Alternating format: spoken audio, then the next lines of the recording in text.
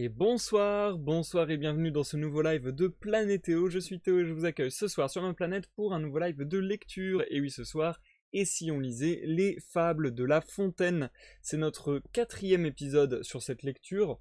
Nous lirons ce soir le livre 6e et le livre 7e. Si vous nous regardez en rediffusion sur YouTube, comme d'habitude, il y a dans la description de la vidéo des timecodes vous permettant de passer l'introduction, de passer les pauses que j'effectuerai dans ma lecture et d'aller directement à l'endroit qui vous semblera le bon. Voilà, vous pouvez un petit peu naviguer à votre gré. Je pense avoir dit ce que j'ai à dire au début de live habituellement. On se lance dans une petite intro de pas longtemps ce soir je pense parce que on arrive en fin de semaine, du coup il y a une bonne partie du programme de la semaine qui est déjà passé. J'ai pas forcément grand chose à vous dire ce soir. On va juste faire un petit point rapide sur les fables de La Fontaine, juste pour vous donner un petit contexte que je ne vous avais pas forcément donné jusque là. Mais je pense que ça peut être sympa de l'avoir pour la suite de la lecture. Bref, on en parlera juste avant de retamer la lecture, justement. Mais pour le moment, j'accueille avec plaisir Jumpy sur ce live. Bonsoir, bienvenue Jumpy, ça fait plaisir de voir que tu es déjà là. Dans les premières secondes du live, déjà des viewers, c'est magnifique, ça fait plaisir. Je vous invite tous à vous installer bien agréablement, à prendre à boire, à manger. Et puis peu importe ce que vous êtes en train de faire, je vous souhaite bon courage dans votre activité. Santé à tous, chers amis. Et du coup, comme je le disais, je n'ai pas énormément de choses à vous dire dans cette introduction. Simplement vous signaler que du coup c'est une bonne grosse semaine bien chargée de live. Et du coup, j'avais pas forcément pensé à parler de ça, mais j'y pense là comme ça.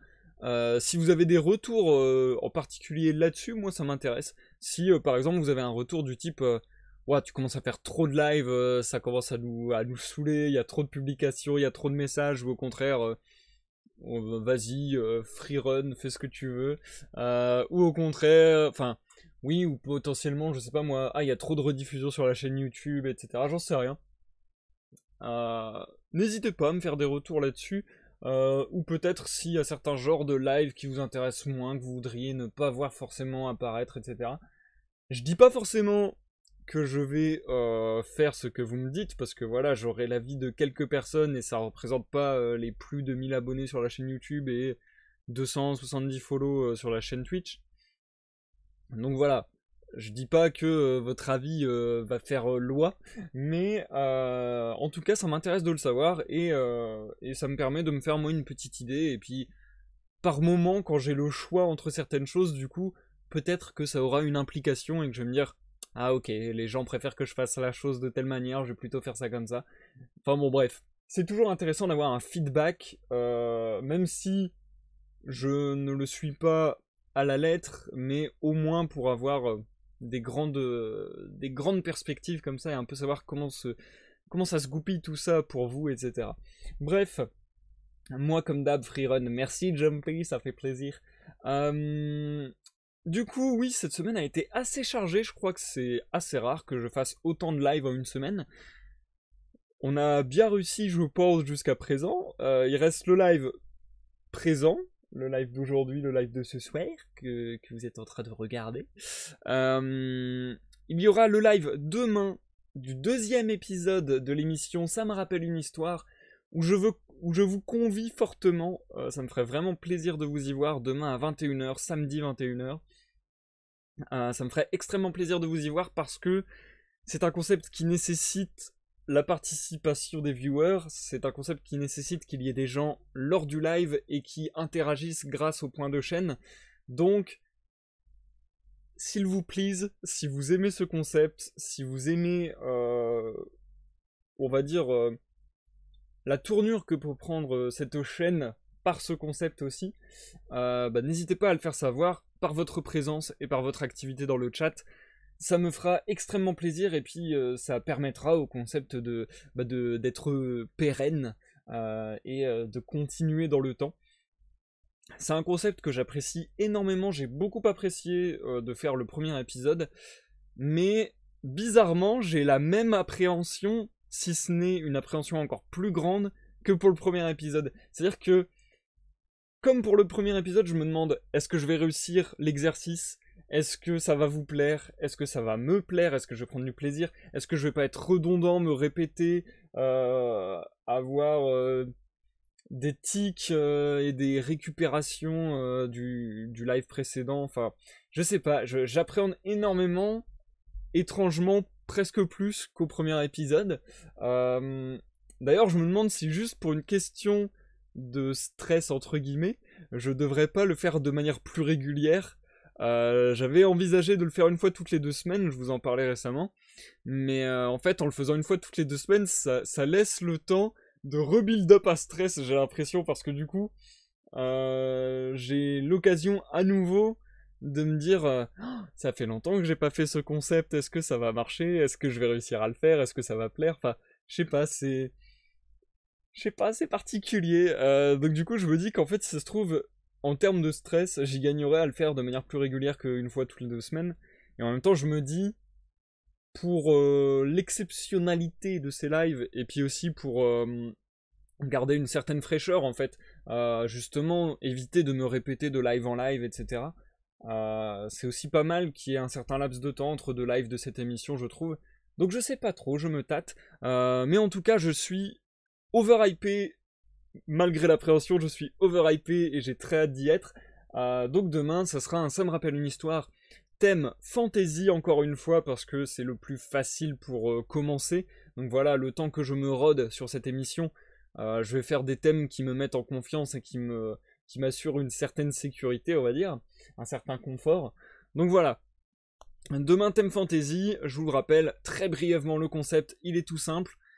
Je fais semblant de me souvenir d'une histoire et en fait j'improvise totalement une histoire en votre compagnie, une histoire qui sera guidée par certaines décisions des viewers puisque ça sera à vous grâce au point de chaîne de me donner par exemple une situation initiale à l'histoire, de me donner des éléments dramatiques qui joncheront l'avancée de l'histoire, de me donner des noms propres qui serviront aux personnages, aux lieux, etc. Donc voilà, il y a plein de trucs comme ça qui sont, je trouve, très drôles, qui peuvent me mettre hyper en difficulté, comme au contraire me donner des pirouettes, et enfin voilà. En fait, c'est marrant parce que je vois vraiment ça comme un jeu. Je pense que, au sens très, j'allais dire très strict, mais c'est l'inverse, très élargi du terme, on pourrait dire que c'est du jeu de rôle hein, en soi.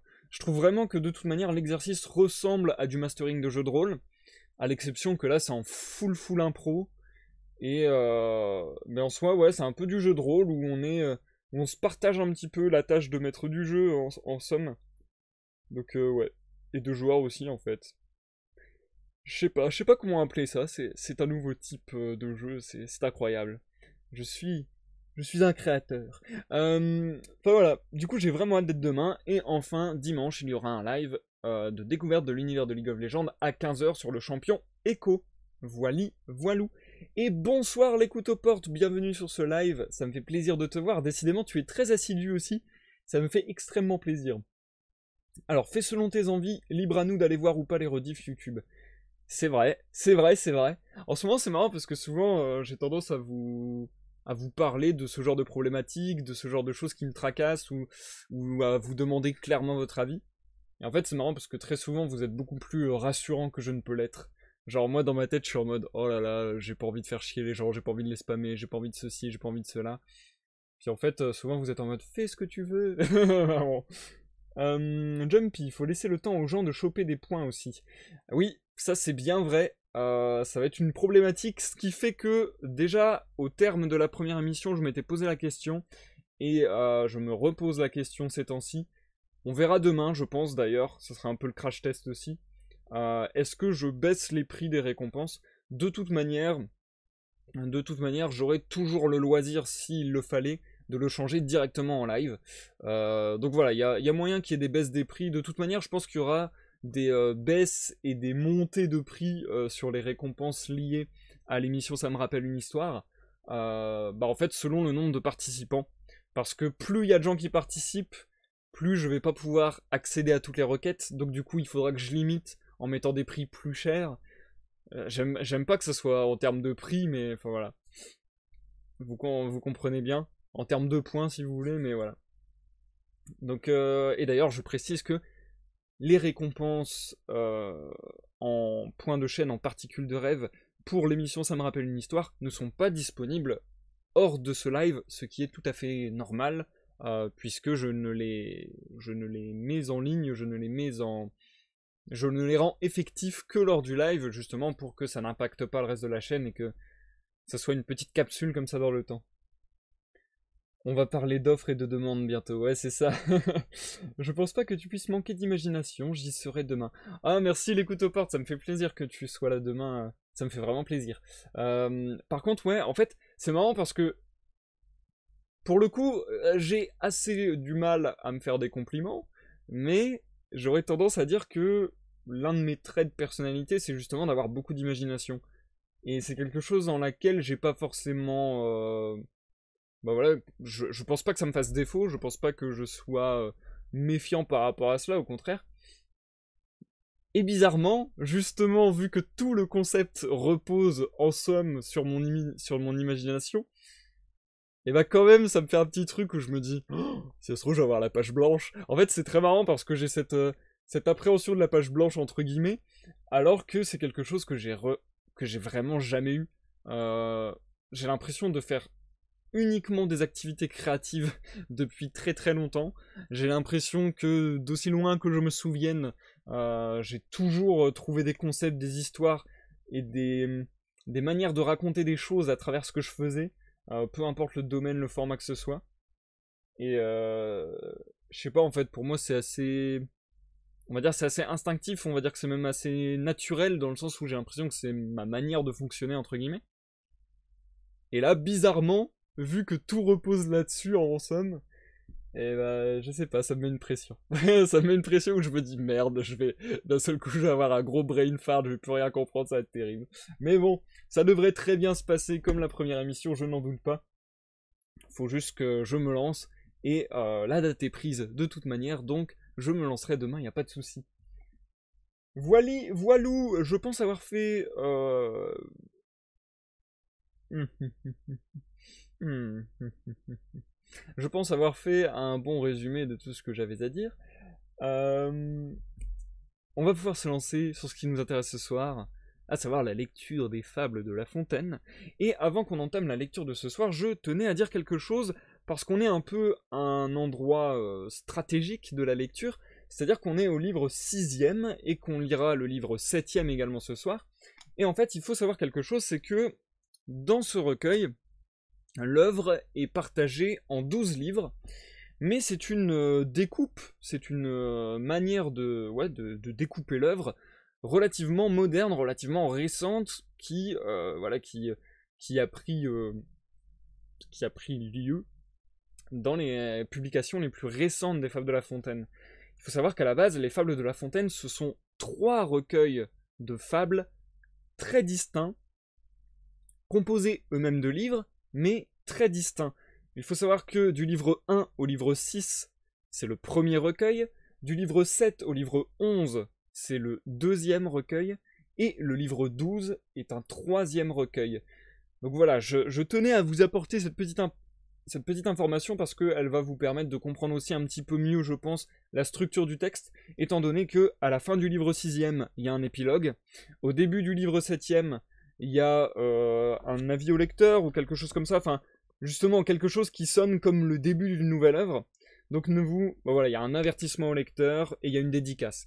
Donc voilà, ne vous laissez pas étonner, c'est tout à fait normal. C'est expliqué par l'histoire des Fables de La Fontaine et de leur publication. D'ailleurs, si je dis pas de conneries, la première partie qu'on a lue quasiment entièrement, puisqu'il ne nous reste plus que le livre 6e, s'appelait Les Fables choisies mises en vers, à l'époque. Et donc, vous l'avez vu avec les dédicaces en début, on faisait beaucoup l'éloge d'Ésope. Le texte était dédié au dauphin, à Monseigneur le dauphin, voilà, pour reciter précisément. Et c'est un texte qui...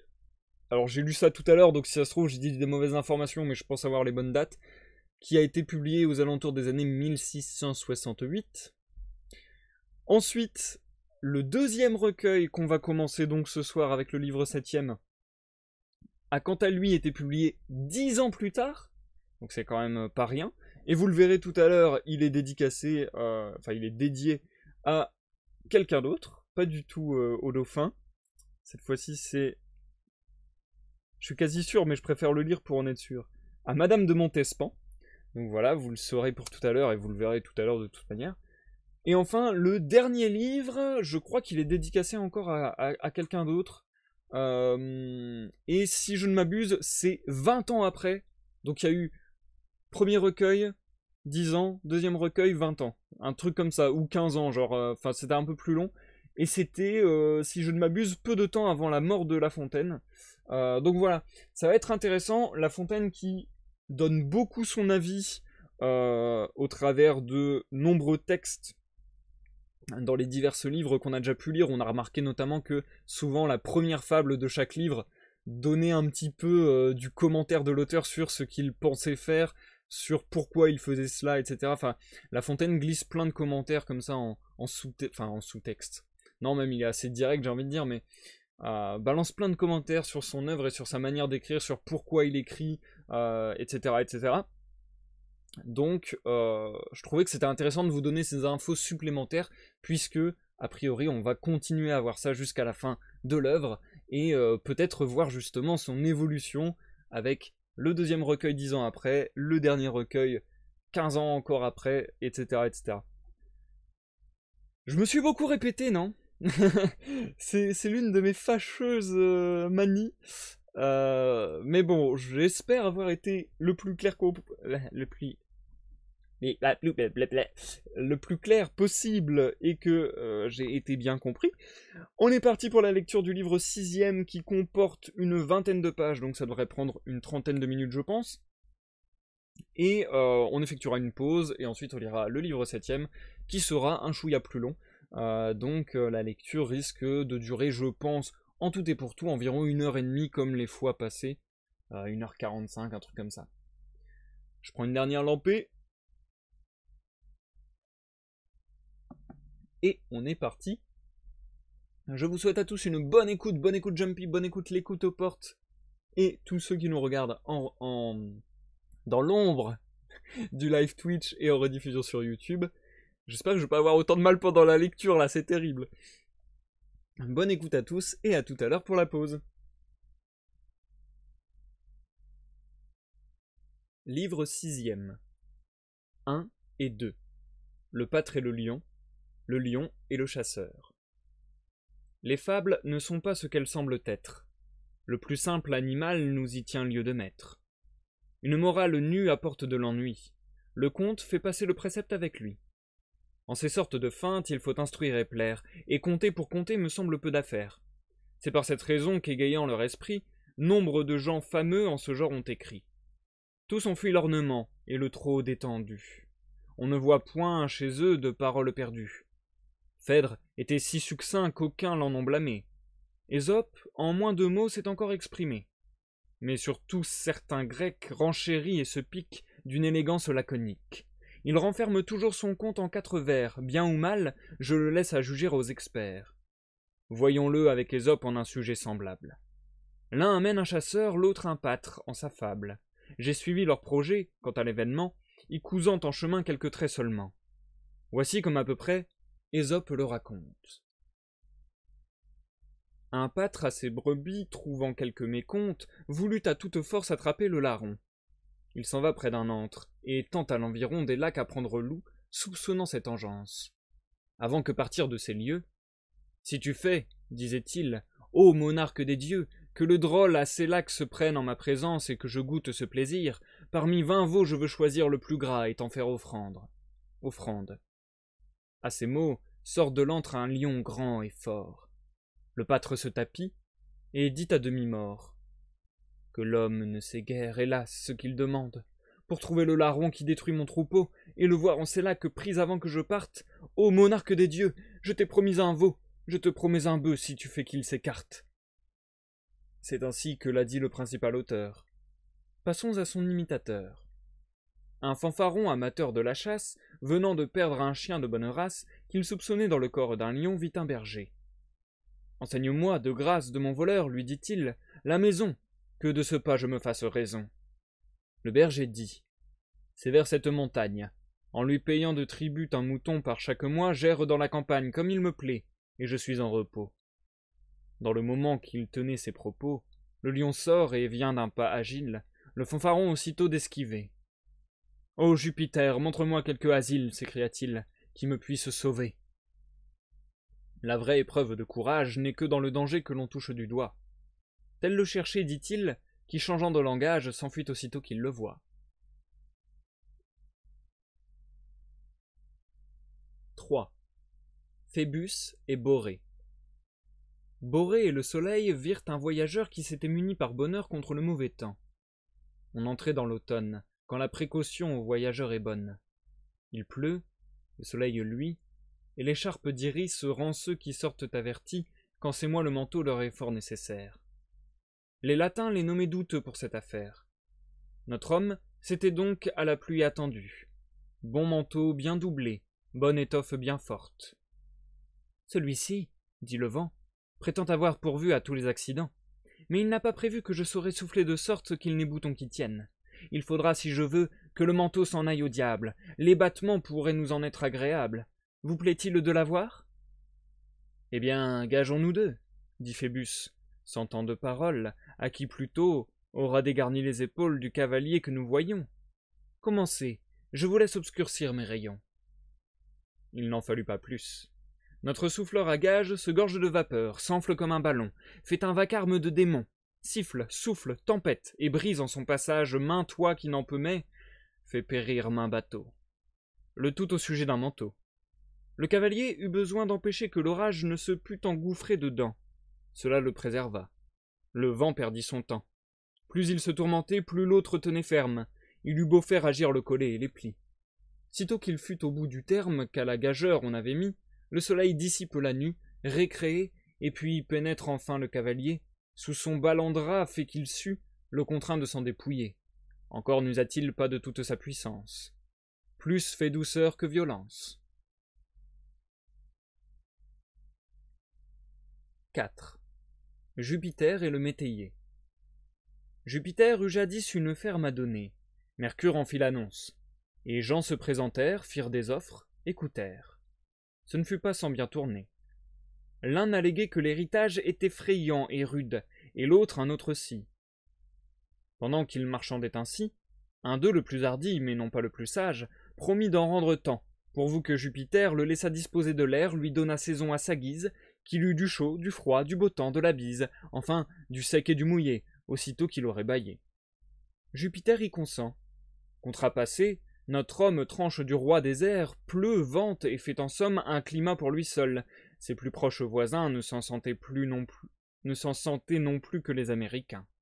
Ce fut leur avantage. Ils eurent bonne année, pleine moisson, pleine vinée. Monsieur le receveur fut très mal partagé. L'an suivant, voilà tout changé. Il ajuste d'une autre sorte la température des cieux. Son champ ne s'en trouve pas mieux, celui de ses voisins fructifie et rapporte. Que fait-il? Il recourt au monarque des dieux. Il confesse son imprudence. Jupiter en usa comme un maître fort doux. Concluons que la providence, c'est ce qu'il nous faut, mieux que nous. 5. Le cocher, le chat et le souriceau. Un souriceau tout jeune, et qui n'avait rien vu, fut presque pris au dépourvu. Voici comme il conta l'aventure à sa mère.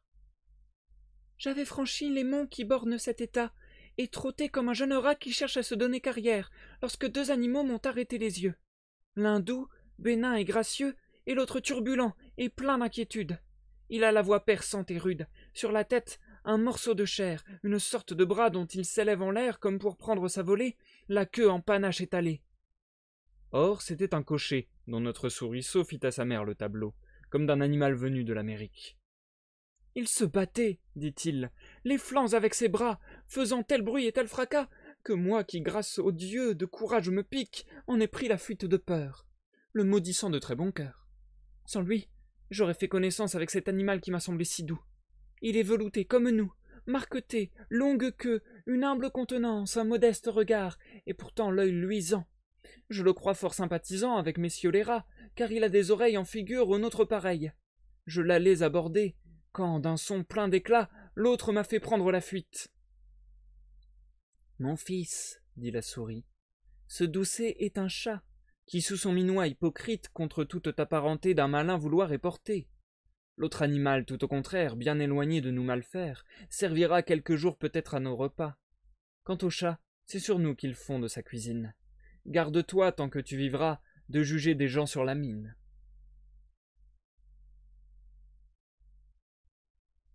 6. Le renard, le singe et les animaux. Les animaux, au décès d'un lion, en son vivant prince de la contrée, pour faire un roi s'assemblèrent, dit-on. De son étui la couronne est tirée.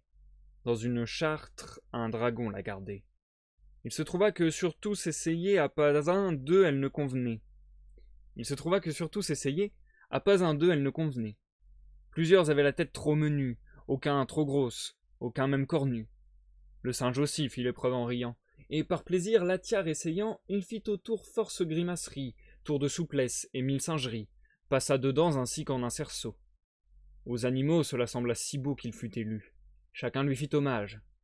Le renard seul regretta son suffrage, sans toutefois montrer son sentiment. Quand il eut fait son petit compliment, il dit au roi. Je sais, sire, une cache, et ne crois pas qu'autre que moi la sache. Or, tout trésor, par droit de royauté, appartient, sire, à votre majesté.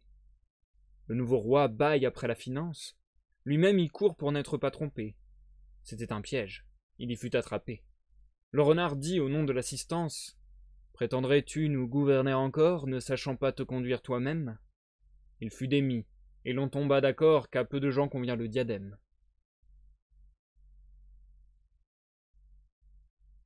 7. Le mulet se vantant de sa généalogie. Le mulet d'un prélat se piquait de noblesse, et ne parlait incessamment que de sa mère la jument, dont il comptait maintes prouesses. Elle avait fait ce lit, elle avait fait ceci, puis avait été là. Son fils prétendait pour cela qu'on le dût mettre dans l'histoire.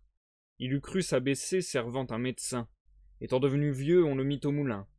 Son père l'âne alors lui revint en mémoire. Quand le malheur ne serait bon qu'à mettre un sot à la raison, toujours serait-ce à juste cause qu'on le dit bon à quelque chose. 8. Le vieillard et l'âne. Un vieillard sur son âne aperçut en passant un pré plein d'herbe et fleurissant. Il y lâche sa bête, et le grison se rue au travers de l'herbe menue, se vautrant, grattant et frottant, gambadant, chantant et broutant, et faisant maintes places nettes. L'ennemi vient sur l'entrefaite. « Fouillons !» dit alors le vieillard. « Pourquoi ?» répondit le paillard. « Me fera-t-on porter double bas, double charge ?»« Non pas !» dit le vieillard, qui prit d'abord le large.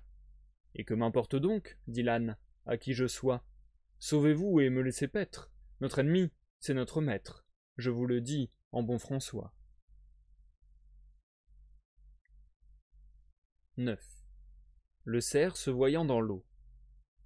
Dans le cristal d'une fontaine, un cerf se mirant autrefois louait la beauté de son bois, et ne pouvait qu'avec peine souffrir ses jambes de fuseau, dont il voyait l'objet se perdre dans les eaux. « Quelle proportion de mes pieds à ma tête !» disait-il en voyant leur ombre avec douleur. « Des taillis les plus hauts mon front atteint le fait, mes pieds ne me font point d'honneur. » Tout en parlant de la sorte, un limier le fait partir. Il tâche à se garantir, dans les forêts il s'emporte. Son bois, dommageable ornement, l'arrêtant à chaque moment, nuit à l'office que lui rendent ses pieds, de qui ses jours dépendent. Il se dédie alors, et maudit les présents que le ciel lui fait tous les ans. Nous faisons cas du beau, nous méprisons l'utile, et le beau souvent nous détruit. Ce cerf blâme ses pieds qui le rendent agile, il estime un bois qui lui nuit.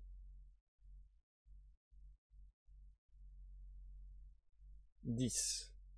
Le lièvre et la tortue. Rien ne sert de courir, il faut partir à point. Il faut partir à point, ouais. Ok, c'était un joli pataquès. Pour la peine, je vais reprendre cette dixième fable.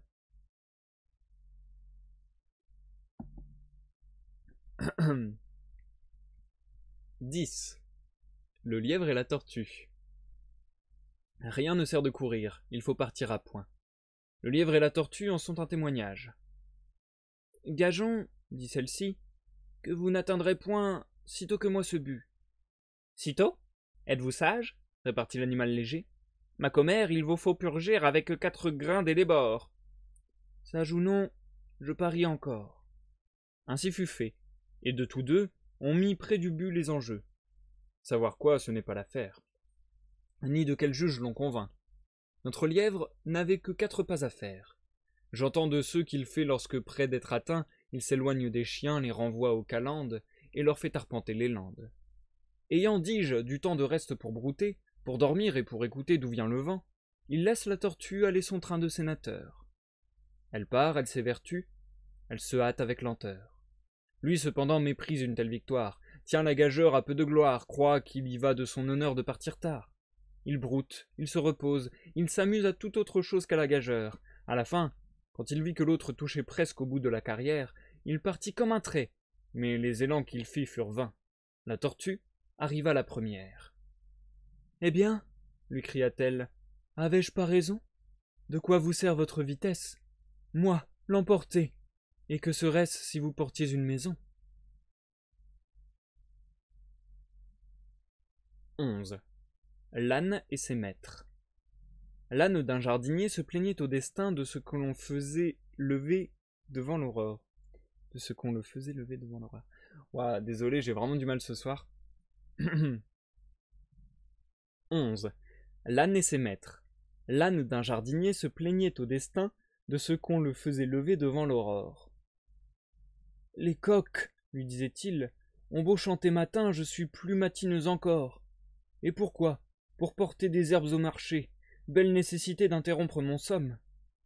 Le sort, de sa plainte touchée, lui donne un autre maître, et l'animal de somme passe du jardinier aux mains d'un courroyeur. La pesanteur des peaux et leur mauvaise odeur eurent bientôt choqué l'impertinente bête. « J'ai regret, disait-il, à mon premier seigneur. Encore quand il tournait la tête, j'attrapais, s'il m'en souvient bien, quelques morceaux de chou qui ne me coûtaient rien, mais ici point d'aubaine. Ou, si j'en ai quelqu'une, c'est 2 coups. » Il obtint changement de fortune, et sur l'état d'un charbonnier, il fut couché tout le dernier. Autre plainte. « Quoi donc? Dit le sort en colère. Pardon. Quoi donc? Dit le sort en colère. Ce Baudécy m'occupe autant que 100 monarques pourraient faire. Croit-il être le seul qui ne soit pas content? N'ai-je en l'esprit que son affaire? Le sort avait raison. Tous gens sont ainsi faits. Notre condition jamais ne nous contente. La pire est toujours la présente. Nous fatiguons le ciel à force de placer. Qu'à chacun Jupiter accorde sa requête. Nous lui romprons encore la tête. 12. Le soleil et les grenouilles. Aux noces d'un tyran, tout le peuple en liesse noyait son souci dans les pots. Ésope seul trouvait que les gens étaient sots de témoigner tant d'allégresse. Le soleil, disait-il, eut dessein autrefois de songer à l'hyménée. Aussitôt, on ouït d'une commune voix se plaindre de leur destinée les citoyennes des étangs. « Que ferons-nous s'il lui vient des enfants ?» dirent-elles au sort. « Un seul soleil à peine se peut souffrir. Une demi-douzaine mettra la mer à sec et tous ses habitants. Adieu, joncs et marais, notre race est détruite. Bientôt on la verra réduite à l'eau du Styx. » Pour un pauvre animal, grenouille, à mon sens, ne raisonnait pas mal. 13. Le villageois et le serpent. Ésope conte qu'un manant, charitable autant que peu sage, un jour d'hiver se promenant à l'entour de son héritage, aperçut un serpent sur la neige étendue, transi, gelé, perclus, immobile au rendu, n'ayant pas à vivre un quart d'heure. Le villageois le prend, l'emporte en sa demeure, et sans considérer quel sera le loyer d'une action de ce mérite, il l'étend le long du foyer, le réchauffe, le ressuscite. L'animal engourdi sent à peine le chaud, que l'âme lui revient avec la colère. Il lève un peu la tête et puis siffle aussitôt, puis fait un long repli, puis tâche à faire un saut contre son bienfaiteur, son sauveur et son père. « Ingrat, dit le manant, voilà donc mon salaire, tu mourras. » À ces mots, plein de juste courroux, il vous prend sa cognée, il vous tranche la bête, il fait 3 serpents de 2 coups, un tronçon, la queue et la tête. L'insecte sautillant cherche à se réunir, mais il ne put y parvenir. Il est bon d'être charitable, mais envers qui? C'est là le point. Quant aux ingrats, il n'en est point qui ne meurent enfin misérables. 14. Le lion malade et le renard. De par le roi des animaux, qui dans son antre était malade, fut fait savoir à ses vassaux que chaque espèce en ambassade envoya Jean le visiter, sous promesse de bien traiter les députés, eux et leur suite, foi de lion très bien écrite. Bon passeport contre la dent, contre la griffe tout autant. L'édit du prince s'exécute, de chaque espèce on lui députe. Les renards gardant la maison, un d'eux en dit cette raison.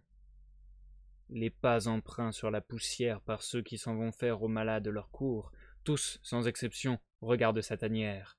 Pas un ne marque de retour. Cela nous met en méfiance. Que sa majesté nous dispense, grand merci de son passeport. Je le crois bon, mais dans cet antre, je vois fort bien comme l'on entre, et ne vois pas comme on en sort.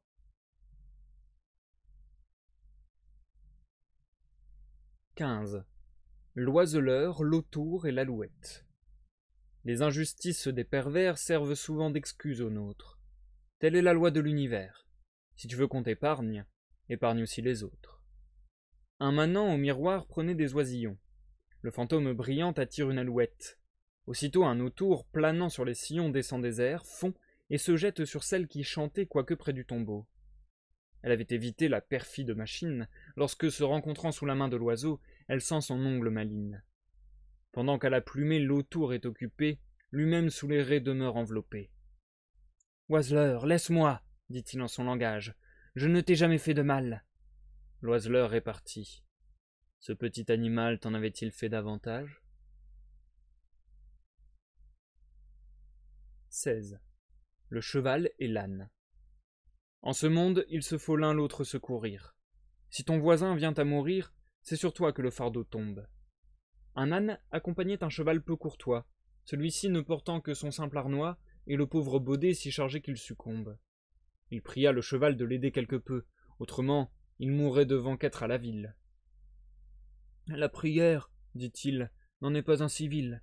Moitié de ce fardeau ne vous sera que jeu. » Le cheval refusa, fit une pétarade, tant qu'il vit sous le fait mourir son camarade, et reconnut qu'il avait tort. Du baudet, en cette aventure, on lui fit porter la voiture, et la peau par-dessus encore. 17. Le chien qui lâche sa proie pour l'ombre.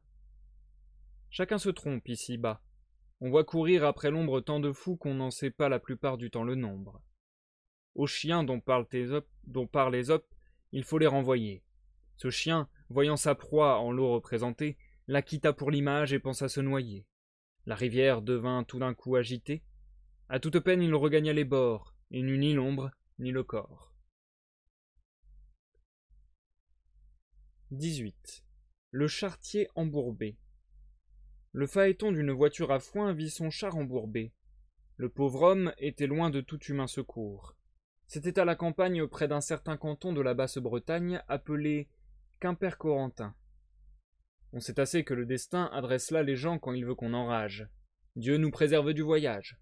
Pour venir au charretier, embourbé dans ces lieux, le voilà qui déteste et jure de son mieux, pestant en sa fureur extrême, tantôt contre les trous, puis contre ses chevaux, contre son char, contre lui-même. Il invoque à la fin le dieu dont les travaux sont si célèbres dans le monde. « Hercule, lui dit-il, aide-moi. Si ton dos a porté la machine ronde, ton bras peut me tirer d'ici. » Sa prière étant faite, il entend dans la nue une voix qui lui parle ainsi. Hercule veut qu'on se remue, puis il aide les gens. Regarde d'où provient l'achoppement qui te retient. Ôte d'autour de chaque roue ce malheureux mortier, cette maudite boue, qui jusqu'à les cieux les enduit. Prends ton pic et me romps ce caillou qui te nuit. Comble-moi cette ornière. As-tu fait? Oui, dit l'homme. Or bien, je vas t'aider, dit la voix. Prends ton fouet. Je l'ai pris. Qu'est ceci? Mon char marche à souhait. Hercule en soit loué. Lors la voix. Tu vois comme tes chevaux aisément se sont tirés de là. Aide-toi, le ciel t'aidera. 19. Le charlatan. Le monde n'a jamais manqué de charlatans. Cette science de tout temps fut en professeur très fertile. Tantôt l'un en théâtre affronte l'Achéron, et l'autre affiche par la ville qu'il est un passe Cicéron. Un des derniers se vantait d'être en éloquence si grand maître qu'il rendrait disert un badaud, un manant un rustre, un lourdeau. Oui, messieurs, un lourdeau, un animal, un âne, que l'on amène un âne renforcé, je le rendrai maître passé, et veux qu'il porte la soutane. Le prince sut la chose, il manda le rhéteur. J'ai, dit-il, dans mon écurie un fort beau roussin d'Arcadie. J'en voudrais faire un orateur. Sire, vous pouvez tout, reprit d'abord notre homme. On lui donna certaines sommes. Il devait au bout de 10 ans mettre son âne sur les bancs. Sinon, il consentait d'être en place publique, guinder la harte au col, étrangler court et net, ayant au dos sa rhétorique et les oreilles d'un baudet. Quelqu'un des courtisans lui dit qu'à la potence il voulait l'aller voir et que, pour un pendu, il aurait bonne grâce et beaucoup de prestance, surtout qu'il se souvint de faire à l'assistance un discours où son art fut au long étendu, un discours pathétique, et dont le formulaire servit à certains Cicérons vulgairement nommés larrons. L'autre reprit. Avant l'affaire, le roi l'âne ou moi, nous mourrons. Il avait raison. C'est folie de compter sur 10 ans de vie. Soyons bien buvants, bien mangeants. Nous devons à la mort de 3, l'un en 10 ans.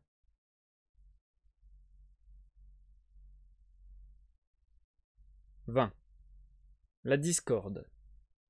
La déesse Discorde, ayant brouillé les dieux et fait un grand procès là-haut pour une pomme, on la fit déloger des cieux.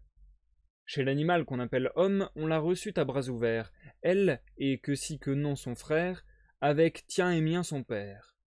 Elle nous fit l'honneur en ce bas univers de préférer notre hémisphère à celui des mortels qui nous sont opposés. Gens grossiers peu civilisés, et qui, se mariant sans prêtre et sans notaire, de la discorde n'ont que faire. Pour la faire trouver au lieu où le besoin demandait qu'elle fût présente, la renommée avait le soin de l'avertir, et l'autre diligente courait vite au débat et prévenait la paix, faisait d'une étincelle un feu long à s'éteindre. La renommée, enfin, commença de se plaindre que l'on ne lui trouvait jamais de demeure fixe et certaine. Bien souvent l'on perdait à la chercher sa peine. Il fallait donc qu'elle eût un séjour affecté, un séjour d'où l'on pût en toutes les familles l'envoyer à jour arrêté. Comme il n'était alors aucun couvent de filles, on y trouva difficulté. L'auberge enfin de l'Hyménée lui fut pour maison assignée. 21. La jeune veuve. La perte d'un époux ne va point sans soupir. On fait beaucoup de bruit, et puis on se console. Sur les ailes du temps la tristesse s'envole, le temps ramène les plaisirs. Entre la veuve d'une année et la veuve d'une journée, la différence est grande. On ne croirait jamais que ce fût la même personne. L'une fait fuir les gens, et l'autre a mis l'attrait. Aux soupirs vrais ou faux, celle-là s'abandonne, c'est toujours même note et pareil entretien. On dit qu'on est inconsolable, on le dit, mais il n'en est rien, comme on verra par cette fable, ou plutôt par la vérité. L'époux d'une jeune beauté partait pour l'autre monde. À ses côtés, sa femme lui criait « Attends-moi, je te suis, et mon âme aussi bien que la tienne est prête à s'envoler. » Le mari fait seul le voyage. La belle avait un père, homme prudent et sage, il laissa le torrent couler. À la fin, pour la consoler, « Ma fille, lui dit-il, c'est trop verser de larmes, qu'a besoin le défunt que vous noyez vos charmes. Puisqu'il est des vivants, ne songez plus aux morts. Je ne dis pas que tout à l'heure une condition meilleure change en des noces ses transports, mais, après certain temps, souffrez qu'on vous propose un époux beau, bien fait, jeune, et tout autre chose que le défunt. Ah, dit-elle aussitôt, un cloître est l'époux qu'il me faut. Le père lui laissa digérer sa disgrâce. Un mois de la sorte se passe. L'autre mois, on l'emploie à changer tous les jours quelque chose à l'habit, au linge, à la coiffure. Le deuil enfin sert de parure, en attendant d'autres atours. Toute la bande des amours revient au colombier. Les jeux, les ris, la danse ont aussi leur tour à la fin. On se plonge soir et matin dans la fontaine de jouvence. Le père ne craint plus ce défunt tant chéri. Mais comme il ne parlait de rien à notre belle, « Où donc est le jeune mari que vous m'avez promis ?» dit-elle.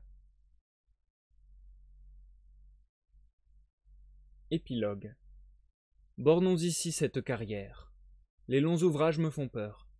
Loin d'épuiser une matière, on n'en doit prendre que la fleur. Il s'en va temps que je reprenne un peu de forces et d'haleine pour fournir à d'autres projets. Amour, ce tyran de ma vie, veut que je change de sujet. Il faut contenter son envie. Retournons à Psyché.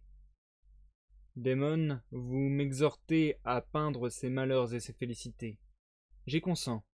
Peut-être ma veine en sa faveur s'échauffera. Heureux si ce travail est la dernière peine que son époux me causera. Et c'est la fin du livre 6e, les amis. Nous passons à la pause. Ah, j'ai été mauvais, je m'en veux si fortement. Ça fait vraiment longtemps que j'ai pas eu l'impression d'autant galérer. Mais je pense que c'est un état global. C'est-à-dire que là, j'ai l'impression d'avoir les lèvres un peu sèches. J'ai l'impression de manquer un petit peu d'air. Je pense que c'est un état général parce que en ce moment, vous savez que je travaille des mini-concerts acoustiques que j'aimerais vous faire en live bientôt. Et en ce moment, j'ai l'impression d'avoir un petite baisse de régime au niveau du chant. J'ai l'impression de manquer d'air, de pas chanter juste, etc. Donc bon. Je pense que c'est un truc du moment, entre guillemets, et malheureusement, j'ai eu un petit peu de problème, mais voilà, j'espère que malgré mes quelques hésitations et mes quelques cafouillages, ça a été compréhensible et agréable à vos oreilles un maximum. Je pense aussi, pour être très franc, que ce livre 6e, je le trouve différent des premiers. Je trouve qu'il est moins accessible. Je trouve que les thèmes abordés sont moins accessibles, que les morales sont moins évidentes. Et que même la langue et vraiment les structures de phrases sont plus alambiquées, plus complexes. Alors je sais pas si justement c'est parce que entre guillemets il s'épuisait La Fontaine et que là c'était le dernier livre, donc il allait chercher des trucs un peu plus...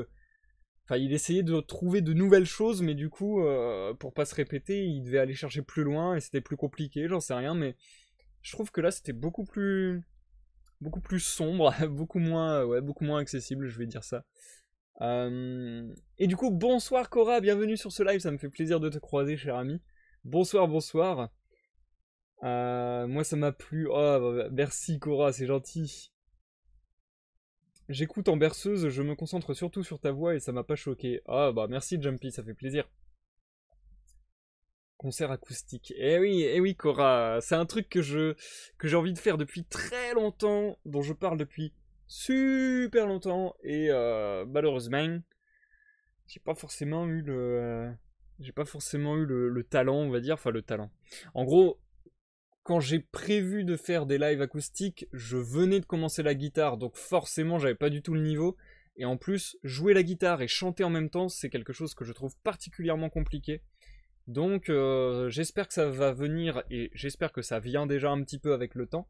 Comme je l'ai dit en ce début d'année, j'ai vraiment envie de sauter le pas cette année et si je le fais pas cette année, je m'en voudrais à mort. Donc ouais, cette année, faut que j'y arrive. Faut que j'y arrive. L'écoute aux portes, je trouve que le sens des fables est moins évident sur ce livre. Bah voilà, je suis exactement d'accord avec toi, l'écoute aux portes. Je trouve ça beaucoup moins facile d'accès. Je pense aussi que c'est lié à une chose toute conne, c'est le fait que on soit passé beaucoup moins par la figure des animaux cette fois-ci. Je sais pas si c'est moi qui affabule, mais affabuler les fables, vous avez compris. Je sais pas si c'est moi qui affabule, mais il me semble que dans ce livre 6e, en termes de proportion, il y a beaucoup moins de fables avec des animaux et beaucoup plus de fables avec des hommes, ou des figures humaines, disons. Enfin, des figures humaines. Des hommes ou des femmes, parce que bon, les animaux ont des figures humaines en un sens chez La Fontaine. Donc voilà, vraiment des êtres humains. Ou des dieux. On en a déjà croisé quelques-uns des dieux, mais là il y en avait vraiment beaucoup, je trouve.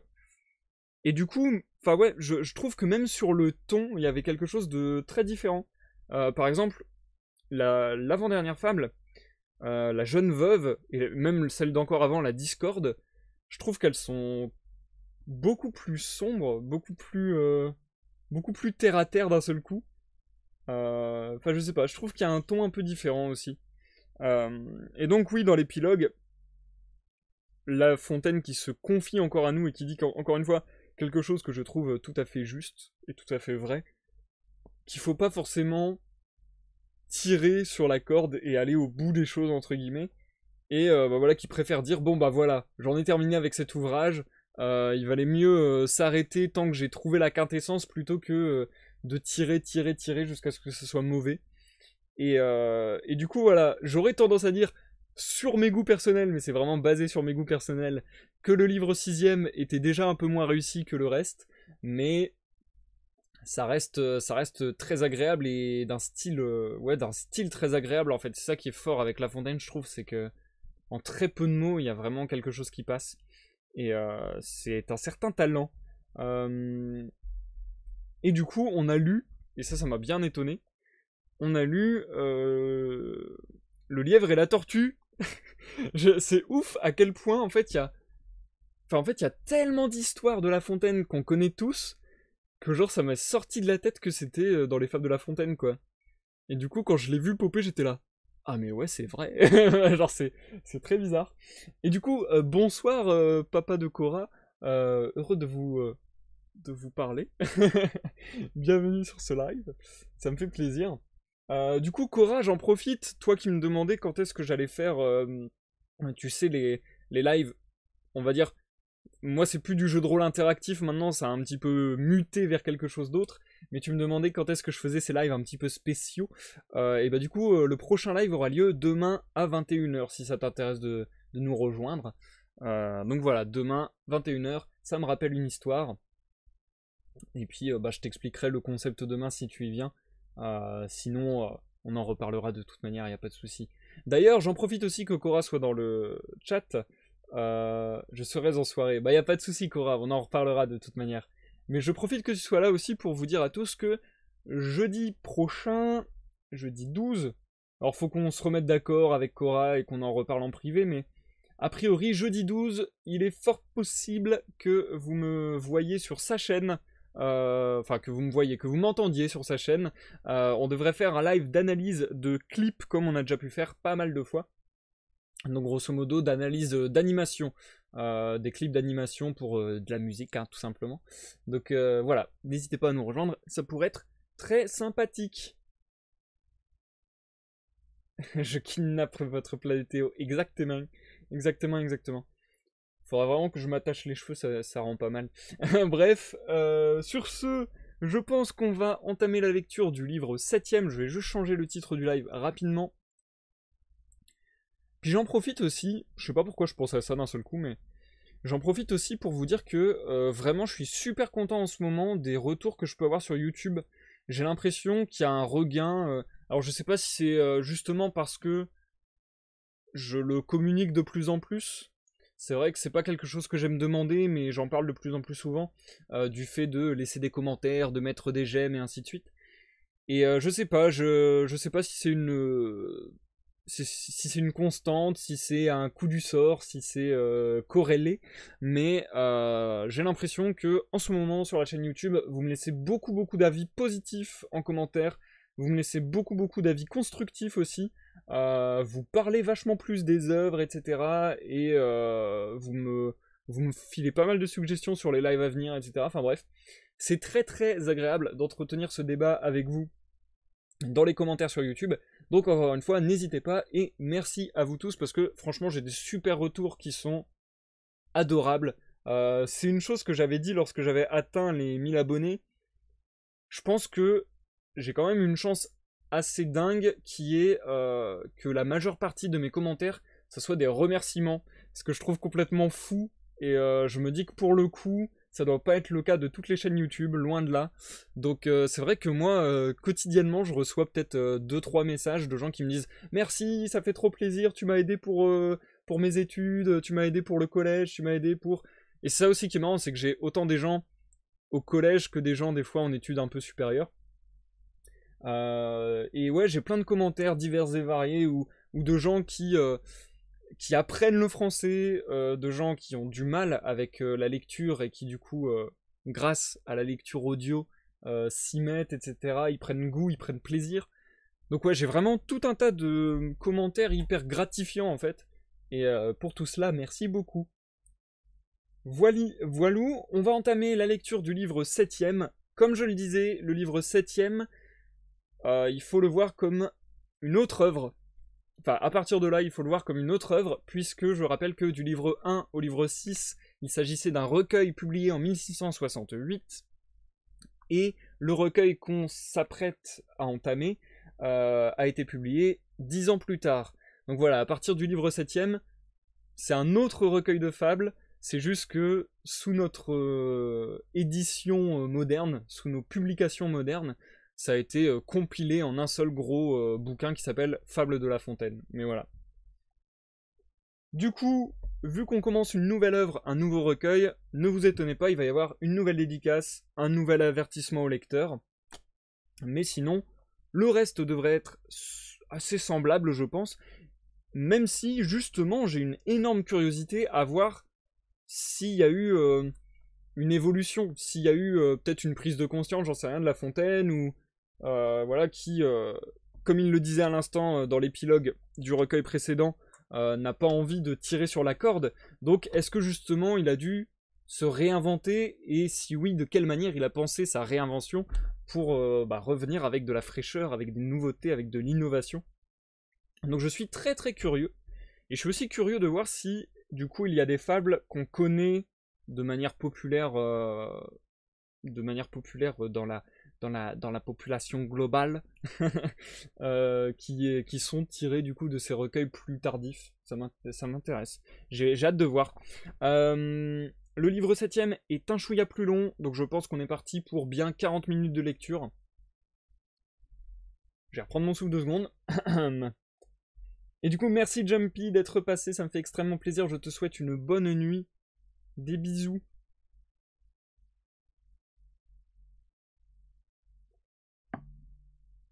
Et du coup, je pense qu'on est parti sans plus attendre.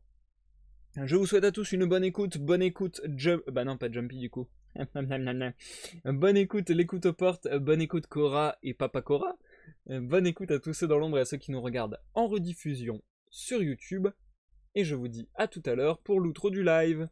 À tout à l'heure.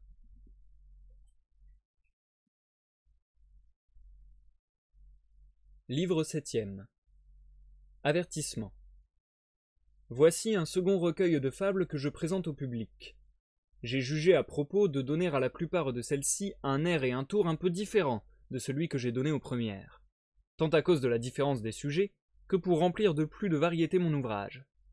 Les traits familiers que j'ai semés avec assez d'abondance dans les 2 autres parties convenaient bien mieux aux inventions d'Ésope qu'à ces dernières, où j'en use plus sobrement pour ne pas tomber en des répétitions, car le nombre de ces traits n'est pas infini. Il a donc fallu que j'aie cherché d'autres enrichissements et étendu davantage les circonstances de ces récits, qui d'ailleurs me semblaient le demander de la sorte.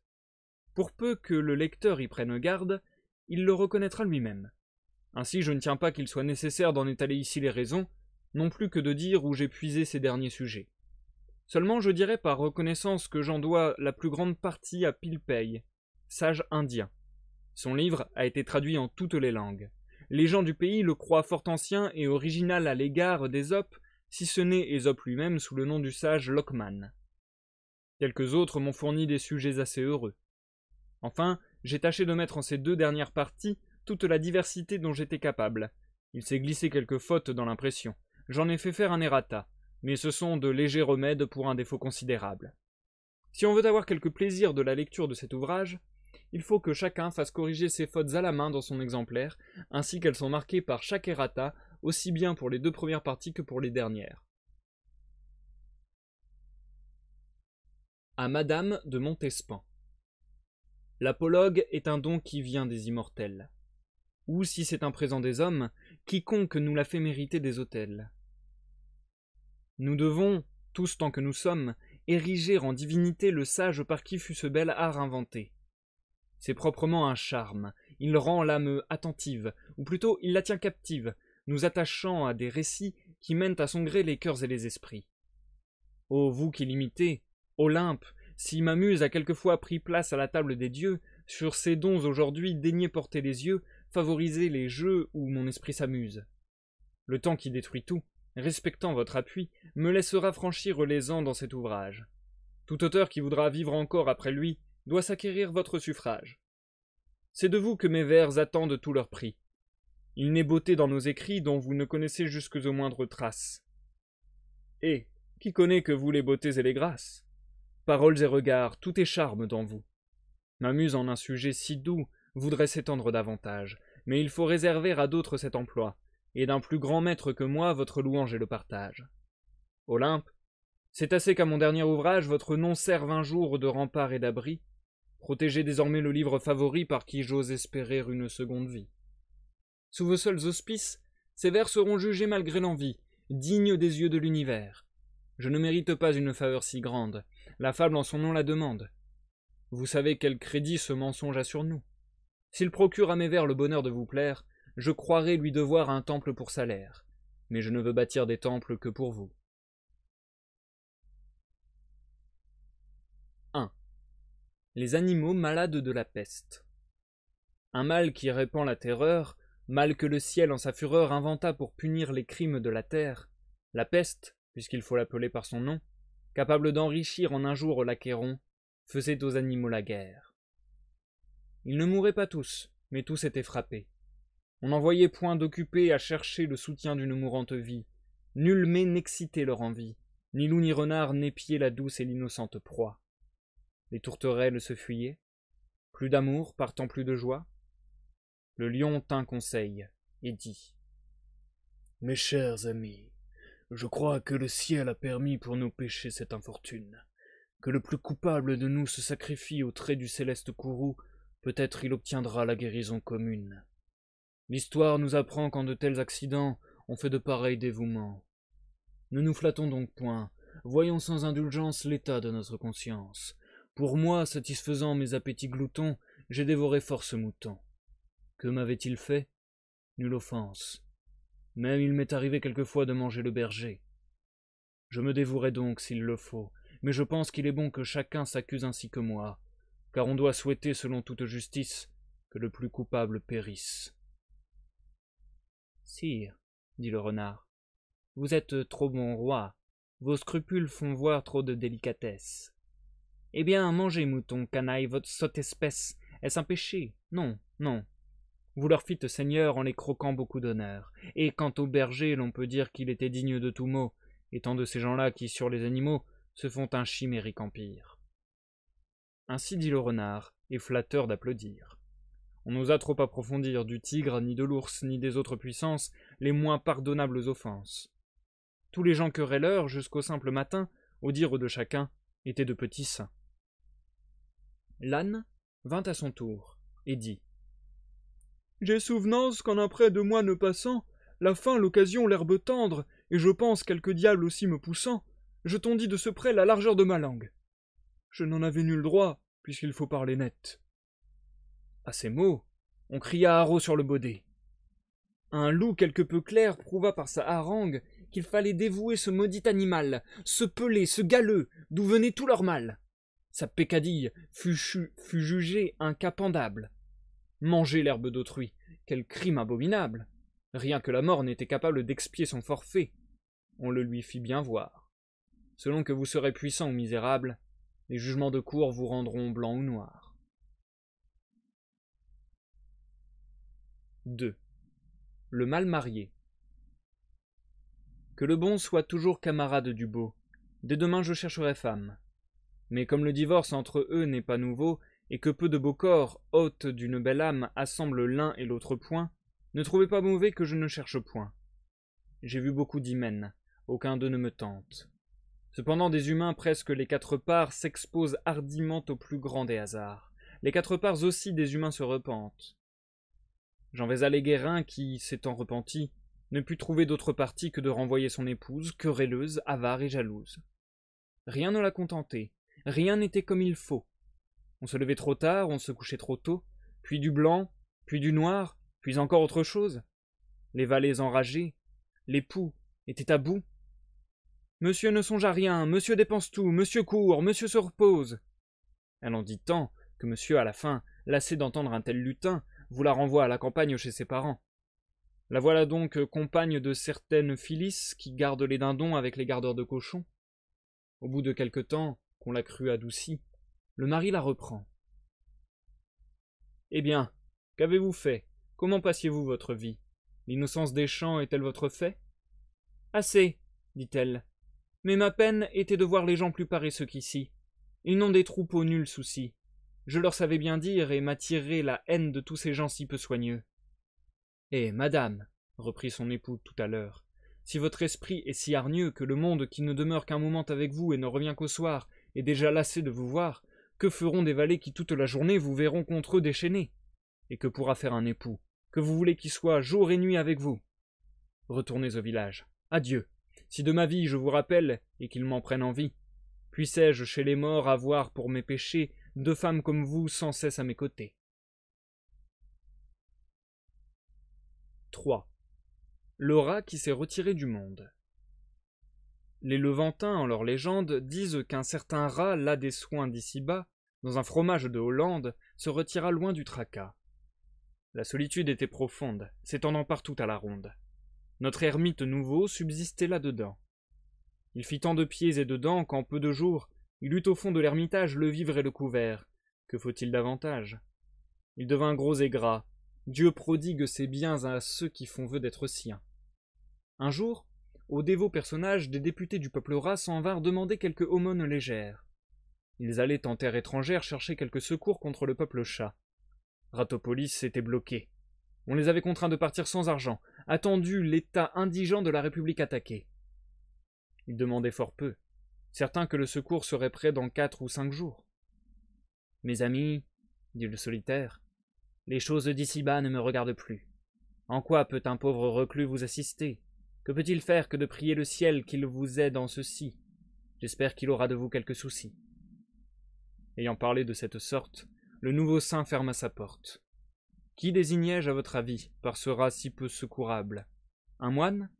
Non, mais un dervis. Je suppose qu'un moine est toujours charitable.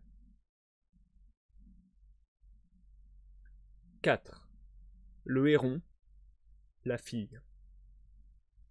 Un jour, sur ses longs pieds, allait je ne sais où le héron au long bec emmanché d'un long cou. Il côtoyait une rivière. L'onde était transparente ainsi qu'au plus beau jour. Ma commère la carpe y faisait 1000 tours avec le brochet son compère. Le héron en eût fait aisément son profit. Tout s'approchait du bord, l'oiseau n'avait qu'à prendre. Mais il crut mieux faire d'attendre qu'il eût un peu plus d'appétit. Il vivait de régime et mangeait à ses heures. Après quelques moments l'appétit vint. L'oiseau s'approchant du bord vit sur l'eau des tanches qui sortaient du fond de ses demeures. Le mets ne lui plut pas. Il s'attendait à mieux et montrait un goût dédaigneux comme le rat du bon Horace. « Moi, des tanches, dit-il, moi, héron, que je fasse une si pauvre chair, et pour qui me prend-on? » La tanche rebutée, il trouva du goujon. « Du goujon? C'est bien là le dîner d'un héron. J'ouvrirai pour si peu le bec, au Dieu ne plaise. » Il l'ouvrit pour bien moins. Tout alla de façon qu'il ne vit plus aucun poisson. La faim le prit. Il fut tout heureux et tout aise de rencontrer un limaçon. Ne soyons pas si difficiles. Les plus accommodants, ce sont les plus habiles. On hasarde de perdre en voulant trop gagner. Gardez-vous de rien dédaigner, surtout quand vous avez à peu près votre compte. Bien des gens y sont pris. Ce n'est pas au héron que je parle. Écoutez, humain, un autre conte. Vous verrez que, chez vous, j'ai puisé ces leçons. Certaines filles un peu trop fières prétendaient trouver un mari jeune, bien fait et beau, d'agréable manière, point froid et point jaloux. Notez ces 2 points. Notez ces 2 points-ci.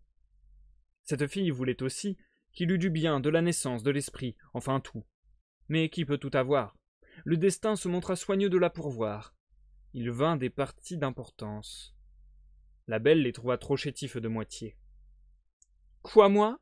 Quoi, ces gens-là? L'on radote, je pense. À moi les proposer. Et là, s'ils font pitié. Voyez un peu la belle espèce. » L'un n'avait en l'esprit nulle délicatesse. L'autre avait le nez fait de cette façon-là. C'était ceci, c'était cela, c'était tout, car les précieuses font dessus tout les dédaigneuses. Après les bons partis, les médiocres gens vinrent se mettre sur les rangs. Elle de se moquer. « Ah, vraiment, je suis bonne de leur ouvrir la porte. Ils pensent que je suis fort en peine de ma personne. Grâce à Dieu, je passe les nuits sans chagrin, quoique en solitude. » La belle se sut gré de tous ses sentiments. L'âge la fit déchoir. Adieu tous les amants. 1 an se passe, et 2, avec inquiétude. Le chagrin vient ensuite. Elle sent chaque jour déloger quelques ris, quelques jeux, puis l'amour, puis ses traits choquer et déplaire, puis sans sorte de phare. Ses soins ne purent faire qu'elle échappât au temps, cet insigne larron. Les ruines d'une maison se peuvent réparer, que n'est cet avantage pour les ruines du visage? Sa préciosité change alors de langage. Son miroir lui disait « Prenez vite un mari ». Je ne sais quel désir le lui disait aussi. Le désir peut loger chez une précieuse. Celle-ci fit un choix qu'on n'aurait jamais cru, se trouvant à la fin toute aise et toute heureuse de rencontrer un malotru. 5. Les souhaits.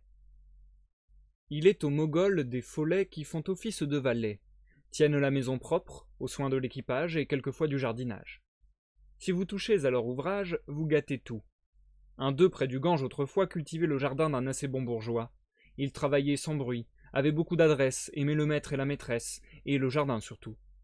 Dieu sait si les zéphyrs, peuple ami du démon, l'assistaient dans sa tâche. Le follet de sa part, travaillant sans relâche, comblait ses hôtes de plaisir. Pour plus de marques de son zèle, chez ces gens pour toujours il se fut arrêté, nonobstant la légèreté à ses pareils si naturelle, mais ses confrères les esprits firent tant que le chef de cette république, par caprice ou par politique, le changea bientôt de logis. Ordre lui vient d'aller au fond de la Norvège prendre le soin d'une maison en tout temps couverte de neige, et l'hindou, qu'il était, on vous le fait lapon. Avant que de partir, l'esprit dit à ses hôtes « On m'oblige de vous quitter. Je ne sais pas pour quelle faute, mais enfin il le faut, je ne puis arrêter qu'un temps fort court, un mois, peut-être une semaine, employez là. Formez 3 souhaits, car je puis rendre 3 souhaits accomplis, 3 sans plus. » Souhaiter, ce n'est pas une peine étrange et nouvelle aux humains. Ceux-ci, pour premier vœu, demandent l'abondance, et l'abondance à pleine main verse en leur coffre la finance, en leur grenier le blé, dans leur cave les vins. Tout en crève. Comment ranger cette chevance? Quel registre? Quel soin? Quel temps il leur fallut? Tous deux sont empêchés si jamais on le fut. Les voleurs contre eux complotèrent, les grands seigneurs leur empruntèrent, le prince les taxa. Voilà les pauvres gens malheureux par trop de fortune. « Ôtez-nous de ces biens l'affluence importune, dirent-ils l'un et l'autre. Heureux les indigents, la pauvreté vaut mieux qu'une telle richesse. Retirez-vous, trésor, fuyez, et toi, déesse, mère du bon esprit, compagne du repos, ô médiocrité, reviens vite. » À ces mots, la médiocrité revient. On lui fait place. Avec elle, ils rentrent en grâce. Au bout de 2 souhaits, étant aussi chanceux qu'ils étaient, et que sont tous ceux qui souhaitent toujours et perdent en chimère le temps qu'ils feraient mieux de mettre à leurs affaires. Le follet en rit avec eux. Pour profiter de sa largesse, quand il voulut partir et qu'il fut sur le point, ils demandèrent la sagesse. C'est un trésor qui n'embarrasse point. 6. La cour du lion. Sa majesté lionne un jour voulut connaître de quelle nation le ciel l'avait fait maître. Il manda donc par députés ses vassaux de toute nature, envoyant de tous les côtés une circulaire écriture avec son sceau. L'écrit portait qu'un mois durant le roi tiendrait cour plénière, dont l'ouverture devait être un fort grand festin, suivi des tours de fagotin. Par ce trait de magnificence, le prince à ses sujets étalait sa puissance. En son Louvre, il les invita. Quel Louvre! Un vrai charnier, dont l'odeur se porta d'abord au nez des gens. L'ours boucha sa narine. Il se fut bien passé de faire cette mine, sa grimace déplut. Le monarque irrité l'envoya chez Pluton faire le dégoûté. Le singe approuva fort cette sévérité, et flatteur excessif, il loua la colère et la griffe du prince, et l'antre, et cette odeur. Il n'était timbre, il n'était fleur qui ne fût aille au prix. Sa sotte flatterie eut un mauvais succès, et fut encore punie. Ce monseigneur du lion-là fut parent de Caligula. Le renard étant proche, « Or ça, lui dit le sire, que sens-tu? Dis-le-moi, parle sans déguiser. » L'autre aussitôt de s'excuser, alléguant un grand rhume, il ne pouvait que dire sans odorat. Bref, ils sentirent. Ceci vous sert d'enseignement. Ne soyez à la cour si vous voulez y plaire, ni fade adulateur ni parleur trop sincère, et tâchez quelquefois de répondre en normand. 7. Les vautours et les pigeons. Mars autrefois mit tout l'air en émute. Certains sujets fit naître la dispute chez les oiseaux. non ceux que le printemps mène à sa cour et qui, sous la feuillée, par leur exemple et leurs sons éclatants, font que Vénus est en nous réveillée, ni ceux encore que la mère d'amour met à son char, mais le peuple vautour, au bec retors, à la tranchante serre, pour un chien mort se fit, dit-on, la guerre. Il plut du sang. Je n'exagère point. Si je voulais compter de point en point tout le détail, je manquerais d'haleine. Maint chef périt, maint héros expira, et sur son roc Prométhée espéra de voir bientôt une fin à sa peine. C'était plaisir d'observer leurs efforts, c'était pitié de voir tomber les morts. Valeur, adresse et ruse et surprise, tout s'employa. Les deux troupes, éprises d'ardents courroux, n'épargnaient nul moyen de peupler l'air que respirent les ombres. Tout élément rempli de citoyens le vaste enclos qu'ont les royaumes sombres. Cette fureur mit la compassion dans les esprits d'une autre nation au col changeant, au cœur tendre et fidèle. Elle employa sa médiation pour accorder une telle querelle. Ambassadeurs par le peuple pigeon furent choisis, et si bien travaillèrent que les vautours plus ne se chamaillèrent. Ils firent trêve, et la paix s'ensuivit. Hélas, ce fut aux dépens de la race à qui la leur aurait dû rendre grâce. La gente maudite aussitôt poursuivit tous les pigeons, en fit ample carnage, en dépeupla les bourgades, les champs. Peu de prudence sur les pauvres gens d'accommoder à un peuple si sauvage. Tenez toujours divisés les méchants. La sûreté du reste de la terre dépend de là. Semez entre la guerre, vous n'aurez avec eux nulle paix. Ceci soit dit en passant, je me tais. 8. Le coche et la mouche. Dans un chemin montant sablonneux malaisé, et de tous les côtés au soleil exposé, 6 forts chevaux tiraient un coche. Femmes, moines, vieillards, tout était descendu. L'attelage sué, soufflé, était rendu.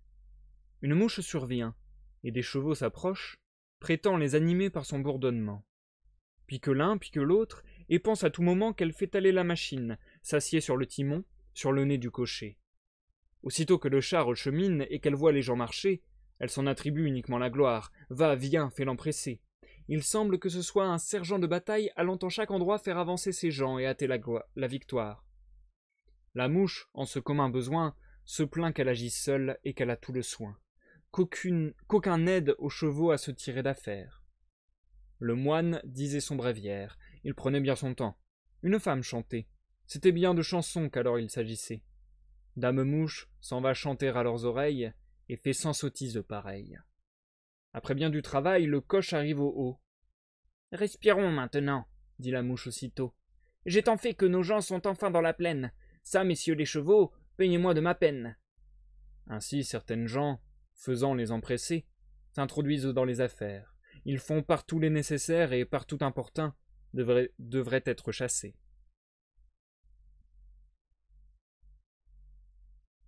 9. La laitière et le pot au lait.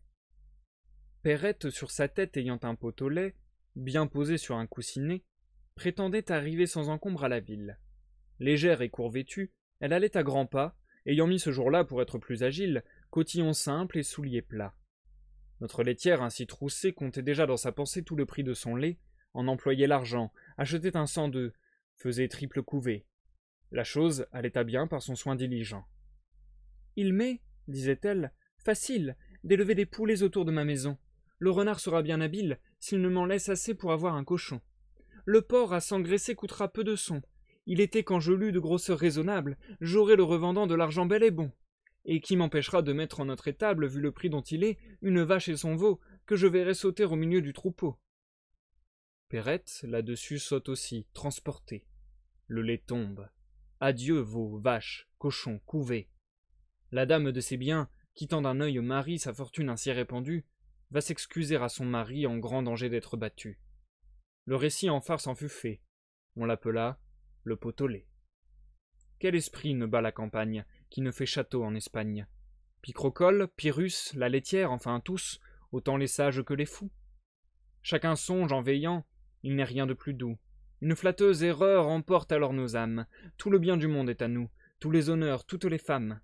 Quand je suis seul, je fais au plus brave un défi. Je m'écarte, je vais détrôner le Sophie. On m'élit roi, mon peuple m'aime. Les diadèmes vont sur ma tête pleuvant. Quelque accident fait-il que je rentre en moi-même? Je suis Gros-Jean, comme devant.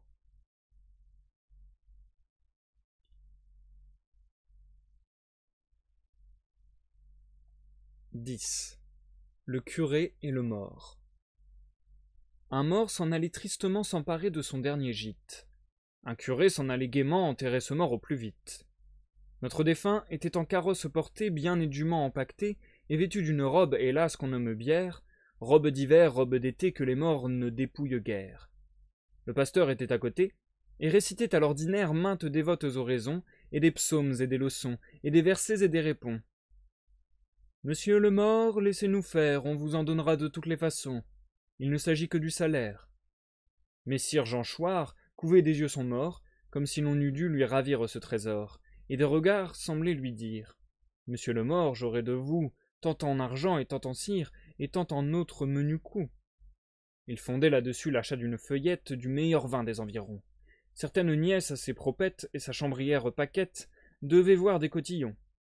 Sur cette agréable pensée, un heurt survient. Adieu le char. Voilà messire Jean Chouart qui, du choc de son mort à la tête cassée, le paroissien en plomb entraîne son pasteur, notre curé suit son seigneur, tous deux s'en vont de compagnie. Proprement toute notre vie, et le curé Chouart, qui sur son mort comptait, est la fable du pot-au-lait. 11. L'homme qui court après la fortune et l'homme qui l'attend dans son lit. Qui ne court après la fortune? Je voudrais être en lieu d'où je pusse aisément contempler la foule importune de ceux qui cherchent vainement cette fille du sort de royaume en royaume, fidèles courtisans d'un volage fantôme. Quand ils sont près du bon moment, l'inconstante aussitôt à leur désir échappe. Pauvres gens, je les plains, car on a pour les fous plus de pitié que de courroux. Cet homme, disent-ils, était planteur de choux, et le voilà devenu pape. Ne le valons-nous pas? Vous valez 100 fois mieux. Mais que vous sert votre mérite? La fortune a-t-elle des yeux? Et puis la papauté vaut-elle ce qu'on quitte? Le repos, trésor si précieux, qu'on en faisait jadis le partage des dieux. Rarement la fortune à ses hôtes le laisse. Ne cherchez point cette déesse, elle vous cherchera. Son sexe en use ainsi. Certains couples d'amis en un bourg établis possédaient quelques biens. L'un soupirait sans cesse pour la fortune. Il dit à l'autre un jour « Si nous quittions notre séjour, vous savez que nul n'est prophète en son pays. Cherchons notre aventure ailleurs. » « Cherchez, dit l'autre ami.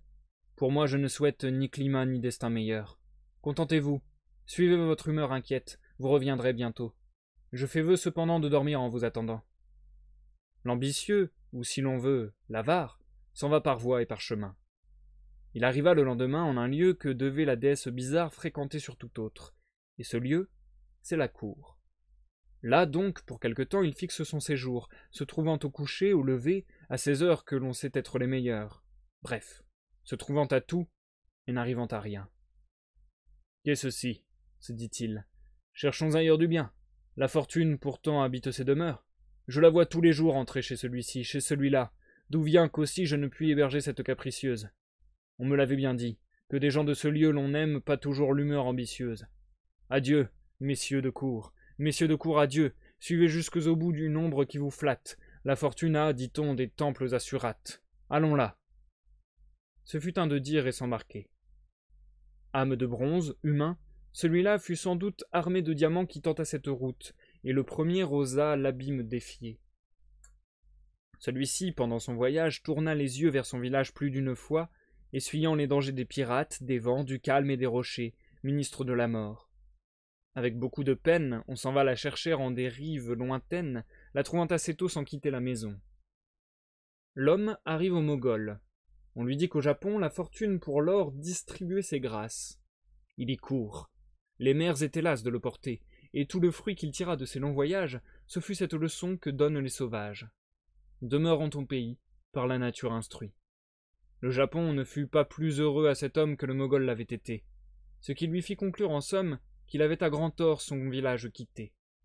Il renonce aux courses ingrates, revient en son pays, voit de loin ses pénates, pleure de joie et dit « Heureux qui vit chez soi de régler ses désirs, faisant tout son emploi. Il ne sait que par ouï dire ce que c'est que la cour, la mer et ton empire, fortune, qui nous fait passer devant les yeux des dignités, des biens, que jusqu'au bout du monde on suit, sans que les faits aux promesses répondent. Désormais je ne bouge, et ferai 100 fois mieux. » En raisonnant de cette sorte, et contre la fortune ayant pris ce conseil, Il la trouve assise à la porte de son ami plongé dans un profond sommeil. 12. Les deux coqs. Deux coqs vivaient en paix. Une poule survint, et voilà la guerre allumée. Amour, tu perdis Troie, et c'est de toi que vint cette querelle envenimée, où du sang des dieux mêmes on vit l'Oxante teint. Longtemps entre nos coqs le combat se maintint, le bruit s'en répandit par tout le voisinage. La gente qui porte crête au spectacle accourut. Plus d'une hélène au beau plumage fut le prix du vainqueur. Le vaincu disparut. Il alla se cacher au fond de sa retraite, pleura sa gloire et ses amours qu'un rival tout fier de sa défaite possédait à ses yeux. Il voyait tous les jours cet objet rallumer sa haine et son courage. Il aiguisait son bec, battait l'air et ses flancs, et s'exerçant contre les vents s'armait d'une jalouse rage. Il n'en eut pas besoin. Son vainqueur sur les toits s'alla percher, et chantait sa victoire. Un vautour entendit sa voix. Adieu les amours et la gloire. Tout cet orgueil périt sous l'ongle du vautour. Enfin, par un fatal retour, son rival autour de la poule s'en revint faire le coquet. Je laisse à penser quel caquet, car il eut des femmes en foule. La fortune se plaît à faire de ses coups. Tout vainqueur insolent à sa perte travaille. Défions-nous du sort, et prenons garde à nous après le gain d'une bataille. 13. L'ingratitude et l'injustice des hommes envers la fortune. Un trafiquant sur mer par bonheur s'enrichit. Il triompha des vents pendant plus d'un voyage. Gouffre, banc, ni rocher n'exigea de péage d'aucun de ses ballots. Le sort l'en affranchit. Surtout ses compagnons, Atropos et Neptune, recueillirent leurs droits tandis que la fortune prenait soin d'amener son marchand à bon port. Facteur, associé, chacun lui fut fidèle. Il vendit son tabac, son sucre, sa cannelle, ce qu'il voulut, sa porcelaine encore. Le luxe et la folie enflèrent son trésor. Bref, il plut dans son escarcelle. On ne parlait chez lui que par double ducat. Et mon homme d'avoir chien, chevaux et carrosse. Ses jours de jeûne étaient des noces. Un sien ami, voyant ces somptueux repas, lui dit « Et d'où vient donc un si bon ordinaire? Et d'où me viendrait-il que de mon savoir-faire? Je n'en dois rien qu'à moi, qu'à mes soins, qu'au talent de risquer à propos et bien placer l'argent. » Le profit lui semblant une fort douce chose, il risqua de nouveau le gain qu'il avait fait. Mais rien pour cette fois ne lui vint à souhait. Son imprudence en fut la cause. Un vaisseau mal frété périt au premier vent. Un autre mal pourvu des armes nécessaires fut enlevé par les corsaires. Un troisième au port arrivant, rien n'eut cours ni débit. Le luxe et la folie n'étaient plus tels qu'auparavant. Enfin, ses facteurs le trompant et lui-même ayant fait grand fracas, cher lit, mit beaucoup en plaisir, en bâtiment beaucoup, il devint pauvre tout d'un coup. Son ami le voyant en mauvais équipage, lui dit « D'où vient cela ? De la fortune, hélas !»« Consolez-vous, dit l'autre, et s'il ne lui plaît pas que vous soyez heureux, tout au moins soyez sage. » Je ne sais s'il crut ce conseil, mais je sais que chacun impute, en cas pareil, son bonheur à son industrie, et si de quelque échec notre faute est suivie, nous disons injures au sort. Chose n'est ici plus commune. Le bien nous le faisons, le mal c'est la fortune. On a toujours raison, le destin toujours tort. 14. Les devineresses. C'est souvent du hasard que naît l'opinion. Et c'est l'opinion qui fait toujours la vogue. Je pourrais fonder ce prologue sur gens de tous états. Tout est prévention, cabale, entêtement, point ou peu de justice. C'est un torrent. Qu'y faire? Il faut qu'il ait son cours. Cela fut et sera toujours. Une femme à Paris faisait la pythonisse. On l'allait consulter sur chaque événement. Perdait-on un chiffon, avait-on un amant, un mari vivant trop, au gré de son épouse, une mère fâcheuse, une femme jalouse. Chez la devineuse on courait, pour se faire annoncer ce que l'on désirait. Son fait consistait en adresse. Quelques termes de l'art, beaucoup de hardiesse, du hasard quelquefois, tout cela concourait, tout cela bien souvent faisait crier miracle. Enfin, quoique ignorante à 20 et 3 carats, elle passait pour un oracle. L'oracle était logé dedans un galetas. Là cette femme emplit sa bourse, et sans avoir d'autres ressources, gagne de quoi donner un rang à son mari. Elle achète un office, une maison aussi. Voilà le galetas rempli d'une nouvelle hôtesse, à qui toute la ville, femmes, filles, valets, gros messieurs, tout enfin, allait comme autrefois demander son destin. Le galetas devint l'antre de la sibylle, l'autre femelle avait achalandé ce lieu. Cette dernière femme eut beau faire, eut beau dire. « Moi devine, On se moque. Eh, messieurs, sais-je lire? Je n'ai jamais appris que ma croix de par Dieu. Point de raison. Fallut deviner, prédire, mettre à part, force bon du cas, et gagner malgré soi plus que 2 avocats. Le peuple et l'équipage aidaient fort à la chose. 4 sièges boiteux, un manche de balai, tout sentait son sabbat et sa métamorphose. Quand cette femme aurait dit vrai, dans une chambre tapissée, on s'en serait moqué. La vogue était passée au galetas. Il avait le crédit. L'autre femme se morfondit. L'enseigne fait la chalandise. J'ai vu dans le palais une robe mal mise gagner gros. Les gens l'avaient prise pour maître tel, qui traînait après soi, force s'écoutant. Demandez-moi pourquoi.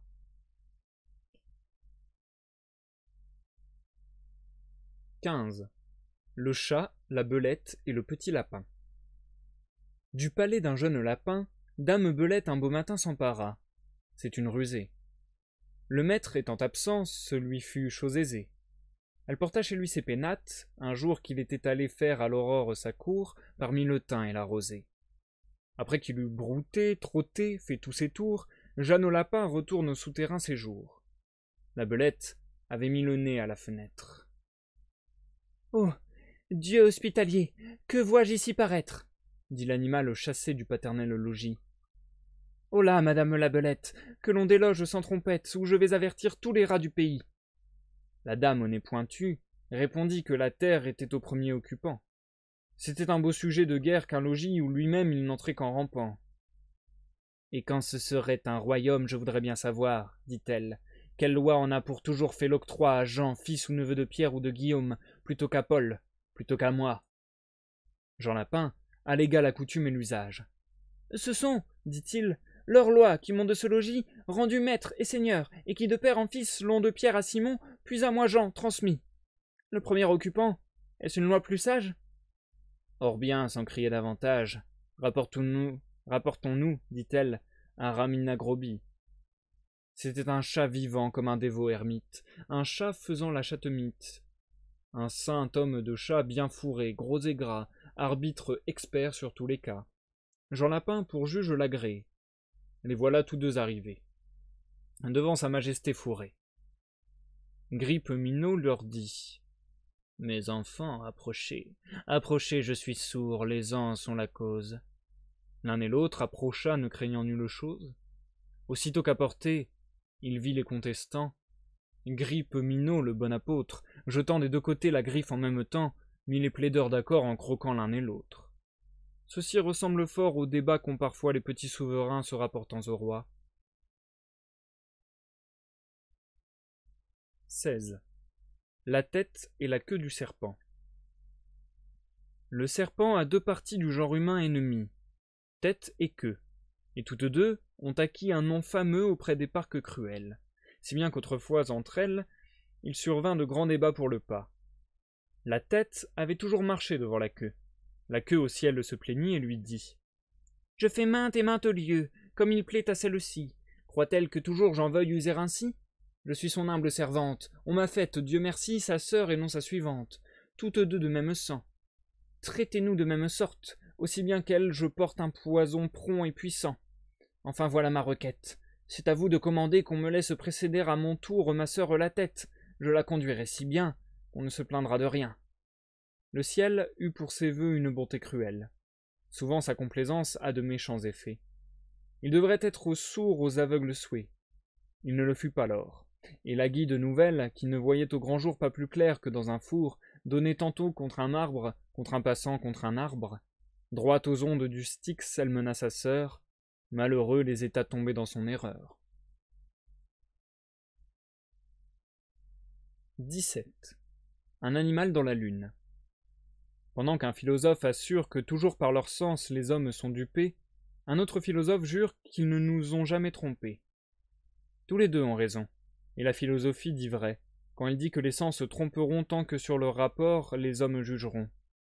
Mais aussi, si l'on rectifie l'image de l'objet sur son éloignement, sur le milieu qui l'environne, sur l'organe et sur l'instrument, les sens ne tromperont personne. La nature ordonna ces choses sagement. J'en dirai quelques jours les raisons amplement. J'aperçois le soleil, quelle en est la figure. Ici-bas, ce grand corps n'a que 3 pieds de tour, mais si je le voyais là-haut dans son séjour, que serait-ce à mes yeux que l'œil de la nature? Sa distance me fait juger de sa grandeur. Sur l'angle et les côtés, ma main la détermine. L'ignorant le croit plat, j'épaissis sa rondeur, je le rends immobile et la terre chemine. Bref, je dément mes yeux en toute sa machine. Ce sens ne me nuit point par son illusion. Mon âme en toute occasion développe le vrai caché sous l'apparence. Je ne suis point d'intelligence avec que mes regards peut-être un peu trop prompts, ni mon oreille lente à m'apporter les sons. Quand l'eau courbe un bâton, ma raison le redresse, la raison décide en maîtresse.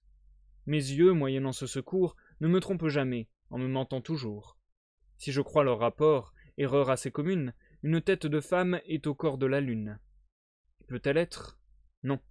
D'où vient donc cet objet? Quelques lieux inégaux font de loin cet effet. La lune nulle part n'a sa surface unie.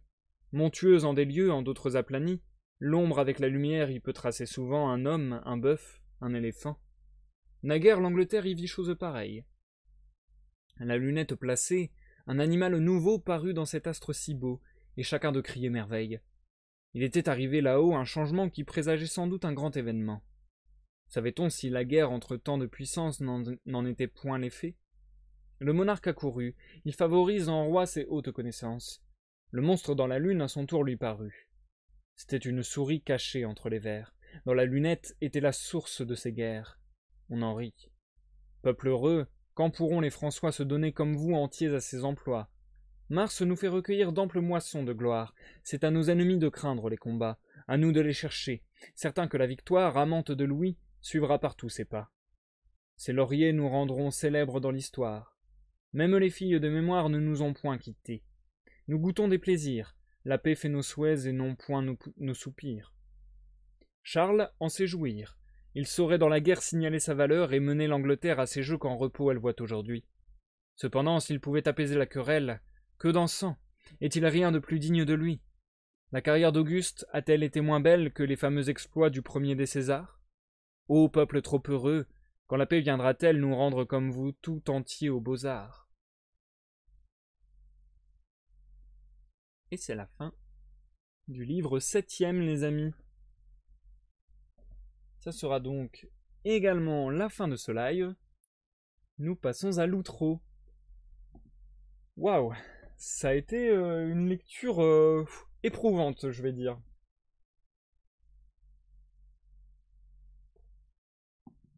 Éprouvante parce que là, on retombe sur la difficulté de la langue. Moi qui avais tendance à dire depuis le début que les fables de La Fontaine étaient très accessibles, là je trouve qu'on retombe sur les difficultés de la langue, on retombe sur le fait que, quand même, les textes de La Fontaine datent du XVIIe siècle. Donc, ça remonte pas mal. Et là, je trouve que c'est beaucoup moins fluide et élégant stylistiquement que ça n'a pu l'être sur le premier recueil. Donc du coup, les livres 1 à 6. Là, je trouve que c'est beaucoup plus compliqué quand même. Dur sur la fin pour moi aussi. Ouais, on est d'accord, Cora. Hein. Je trouve que c'est beaucoup plus dur. Alors déjà, ne serait-ce que stylistiquement, dans la structure des phrases, dans la manière de construire tout simplement son récit, je trouve ça moins accessible, on va dire. Mais aussi par les thèmes. Je trouve qu'il y a assez peu d'animaux. En fait, en comparaison de la quantité de textes, il y a peu d'animaux et peu de dialogues d'animaux. Ce qui rend aussi potentiellement la chose un peu plus compliquée. Parce que là, on est passé sur des fables beaucoup plus grandes, beaucoup plus longues. Je pense que c'est une évolution et une différence qu'on peut voir du coup entre le premier recueil de fables et le deuxième. C'est que là, avec le livre 7e, directement, on est confronté à des fables qui durent 2, 3, 4 pages, là où parfois une fable faisait un paragraphe. Et en plus, c'est bien rempli. Alors ça, vous le voyez pas forcément, mais voilà, ça fait beaucoup plus des pages, on va dire, classiques. Parce que voilà, quand c'est versifié, ça a tendance à être des vers courts qui ne font vraiment pas toute la page. Je sais pas si vous allez voir vraiment la différence, parce que c'est peut-être un peu... Voilà. Là, on voit qu'il y a beaucoup d'espace, on voit qu'il y a beaucoup de place sur la page. Alors que là, tout le livre septième était beaucoup plus compact, avec un texte du coup beaucoup plus long, des vers beaucoup plus longs, et des fables beaucoup plus longues. Donc ouais, je trouve que c'est un choix différent, que je trouve étonnant, puisque dans le premier recueil, le propos de La Fontaine, c'était de dire que la brièveté était justement l'un des points clés pour la compréhension des fables, et pour leur côté agréable. Donc je trouve ça étonnant de voir ce retournement. Euh, Après, d'un autre côté, c'est cool aussi, je trouve, dans le sens où, comme il le dit dans son espèce d'avertissement au lecteur, bah faut pas retomber dans les mêmes, pas dans les mêmes travers, mais faut pas retomber enfin faut pas se reposer sur ses lauriers, hein, grosso modo. Faut essayer d'aller un peu plus loin, faut essayer de se renouveler. Et là, c'est ce qu'il a voulu faire. Il a voulu se détacher de son maître spirituel qui était Ésope, qui vraisemblablement qu'il adulait, en fait, tout simplement. Et là, apparemment, 10 ans plus tard, bah, il s'est peut-être dit, bon, bah, en fait, il y a peut-être moyen de faire des choses d'une autre manière. Là, il nous dit que l'un de ses maîtres spirituels aura été, et du coup, l'une des sources qui a prodigué toutes ces histoires aurait été, cette fois-ci, un Indien. Enfin, je crois que c'était un Indien. Tande. C'était un Indien, c'était Pilpai. Pilpai ou Bidpai, brahman légendaire auquel on attribue des fables dérivant du Panchatantra. Ok. Donc voilà, il vient puiser dans un autre folklore, dans un autre imaginaire, et il change drastiquement son style, je trouve. J'ai trouvé ça aussi dans les thèmes abordés beaucoup plus sombres encore. Bon, en cela, ça peut se rapprocher du livre 6ème, comme je le disais, que je trouvais déjà un chouïa plus sombre. Mais là, le livre 7ème, ouais, je le trouve vraiment plus sombre, avec des thèmes plus durs, avec des morales peut-être tiens dans ta tête. Genre, ça arrive beaucoup plus fréquemment, je trouve, sur ce livre 7ème que en fin de fable. Il y a vraiment une explicitation de ce qu'il a voulu dire par la fable, et souvent accompagné d'un commentaire en mode voilà, tu vois, c'est ça. Bah, je sais pas, je trouve qu'il y a un côté plus dur en fait, même dans sa manière de parler au lecteur. Je trouve qu'il y a un côté plus dur et presque cruel par endroits, où c'est comme s'il avait une perception de la vie et des comment dire, des mœurs des gens beaucoup plus pessimiste. Enfin, je sais pas. Je trouve ça beaucoup plus ouais, je trouve ça en un sens, je trouve ça beaucoup plus pessimiste. On a l'impression que là il décrit des réalités qui lui déplaisent, alors que il y avait une certaine ironie et une certaine légèreté, je trouve, dans le premier recueil. Là, je trouve qu'on est sur un ton un peu plus grave et un peu plus sérieux, un peu plus je vais pas dire rageux, mais ouais, il semble un peu plus touché par ça, et un peu plus agacé, on va dire, un peu plus, ouais, voilà. Je pense que c'est le meilleur que je puisse dire. L'écoute aux portes. J'ai retrouvé avec plaisir le nom Ramina Groby que ma grand-mère évoquait quand elle voyait un chat, et j'avais pas la source. Ah ouais, trop marrant. Trop marrant ça, l'écoute aux portes. Ok, c'est stylé qu'il y ait des rappels comme ça de ta jeunesse. C'est marrant. Mais c'est fou. Ça veut dire que si ta grand-mère l'employait, ça veut vraiment dire que c'est quelque chose qui a bercé l'imaginaire collectif de manière très forte, quoi. Ça a vraiment marqué une empreinte énorme. Parce que quand même, je veux bien que les fables, ça soit quelque chose de huge, de très connu, etc. Mais déjà, par exemple, je pense que le second recueil des fables est beaucoup moins connu. Moi, je me suis fait la réflexion et je me suis rappelé en lisant ce deuxième recueil, enfin en lisant le début de ce deuxième recueil, qu'on s'était arrêté là en cours. Je me rappelle que j'ai dû étudier pas mal de textes du premier recueil en français au collège, et que notre prof nous a fait étudier uniquement le tout premier texte. Celui-là, je le connaissais pour le coup. Le tout premier texte du livre 7ème, à savoir les animaux malades de la peste. Ça, je m'en rappelle très très bien pour le coup. enfin ouais, ça m'a fait un souvenir d'enfance, ça m'a sauté aux yeux quand j'ai recommencé à le lire. Et, et du coup, je me rappelle de notre professeur qui, en effet, nous avait justement parlé du fait que, je vais pas dire c'était moins pour les enfants la suite, mais ouais, c'était moins léger, c'était moins facile d'accès, quoi. C'était, ouais. J'ai pas d'autre mot que ça. Et c'est vrai que les animaux malades de la peste, ça nous fait entrer. Alors, c'est la première fable, bien qu'avant il y ait la dédicace et l'avertissement au lecteur, mais c'est la première fable du livre 7ème et du coup du second recueil. Du deuxième recueil, faut pas que je dise second. Euh, et rien que cette fable, Les animaux malades de la peste, en tant qu'introduction au recueil, bah c'est hyper fort, je trouve, parce que justement, elle est très parlante et elle paraît très cruelle, quoi. Ce délire des animaux qui meurent tous de la peste, etc. Et ceux qui s'en sortent le mieux, bah c'est le lion, les rusés, les grands de ce monde, alors que l'âne se fait malmener. Et j'ai l'impression qu'il y a beaucoup plus on va dire un message social, je sais pas trop, mais un message social un peu plus prononcé, un peu plus ancré dans le réel sur tout ça. Ça parle beaucoup plus des injustices, etc., je trouve. Et ça parle aussi énormément de la fortune, du sort, du hasard, ce que je trouve très intéressant, mais que je m'attendais pas forcément à voir. Ça dévie un petit peu encore le sujet. On part sur plus...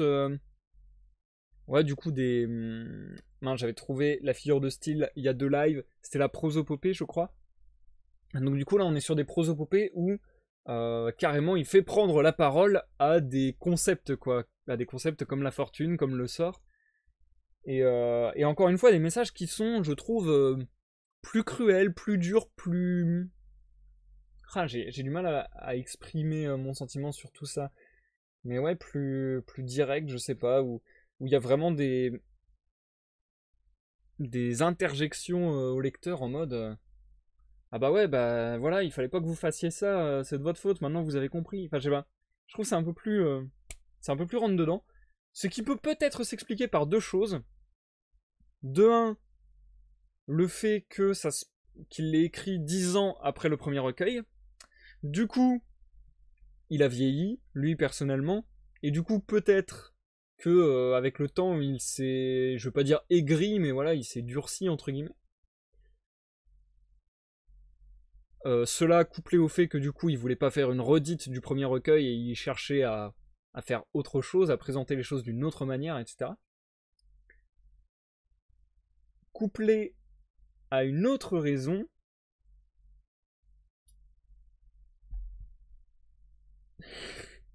couplé à une autre raison que j'avais en tête et que j'ai complètement oublié. Quel enfer, quel enfer. Qu'est-ce que je voulais dire, merde.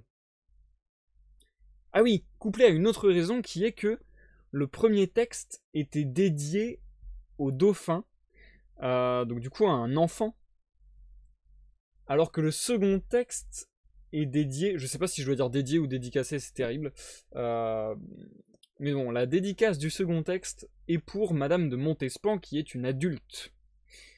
Du coup, peut-être qu'il y a aussi dans sa démarche une manière différente de concevoir les choses et du coup une manière plus soutenue de présenter son format parce qu'il se dit bah cette fois-ci je m'adresse pas à un enfant, je m'adresse à un adulte.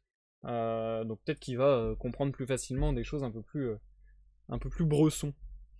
Enfin voilà. L'écoute aux portes, et le bas peuple a pas trop le droit de la ramener. Très actuel. Ouais, hein, on trouve des similitudes avec le monde actuel. Hein. De toute façon, je pense que c'est pour ça aussi que les fables de La Fontaine ont un tel écho dans l'imaginaire collectif, c'est que, grosso modo, ça parle de l'homme. Ça parle de l'homme, ça parle des comportements humains, et ça parle des... Bah, ça parle de trahison, ça parle... Enfin, ça parle de toutes les bassesses, de toutes les... Comment dire? Ça parle pas que de ça, hein, ça parle aussi parfois des bonnes choses, mais pour parler des bonnes choses, en comparaison, il faut parler des mauvaises choses. Du coup, ouais, voilà, ça parle de tous les mauvais traitements, tous les mauvais comportements que peuvent avoir les hommes les uns envers les autres, les uns envers la nature, les uns envers les dieux, les autres envers la société. Enfin voilà.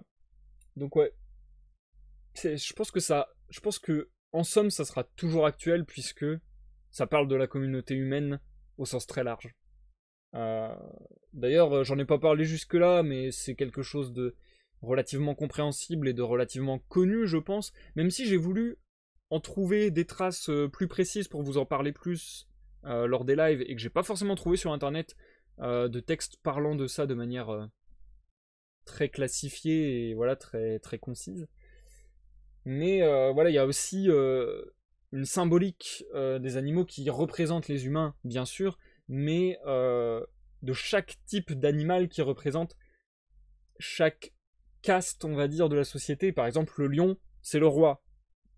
Le renard, c'est le rusé, mais du coup, c'est aussi potentiellement la cour tout autour, etc. Enfin, l'âne, c'est plutôt le bas peuple, entre guillemets. Enfin, voilà, il y a tout un tas de symbolismes comme ça, et chaque animal représentera un pendant particulier de la société. Bref, sur ce, je pense, chers amis, avoir fait le tour de ce que j'avais à vous dire. J'ai vraiment plus d'air, j'ai vraiment plus de souffle, je sais pas ce qui m'arrive ces jours-ci, c'est assez terrible. J'espère que ça va pas être trop problématique pour le live de demain. Mais on fera de notre mieux. J'ai vraiment hâte d'être demain, même si je suis très stressé. Je vous encourage. Je vous encourage à me rejoindre à 21h demain soir. Ça sera avec grand plaisir que je vous accueillerai pour participer avec moi à la conception d'une histoire. Dans l'émission, ça me rappelle une histoire avec pour thème la fantasy. Sinon, on se retrouve dimanche pour un live de découverte sur l'univers de League of Legends avec le personnage d'Echo. Et sinon, lundi, je vous balance sur les réseaux Facebook, Discord, Twitter, le programme de la semaine, comme d'habitude. Et comme d'habitude, il y aura de la lecture des Fables de La Fontaine, mardi et vendredi. Il y aura de la découverte de l'univers de League of Legends, dimanche. Il y aura mercredi à 21h une présentation, tout ce qu'il y a à savoir sur la nouvelle mise à jour de Sea of Thieves, que j'ai super hâte, giga méga hâte de découvrir avec vous. Donc voilà, on a encore du beau programme dans les temps à venir. Je vous souhaite à tous une bonne soirée, une bonne nuit. Merci à tous ceux qui sont passés. Je pense notamment à Jumpy, Cora, l'écoute aux portes. Merci beaucoup, ça me fait extrêmement plaisir. Et je vous souhaite à tous une bonne soirée, une bonne nuit. Je vous dis à la prochaine pour une prochaine lecture, une prochaine partie de gaming ou une prochaine découverte. Bye bye.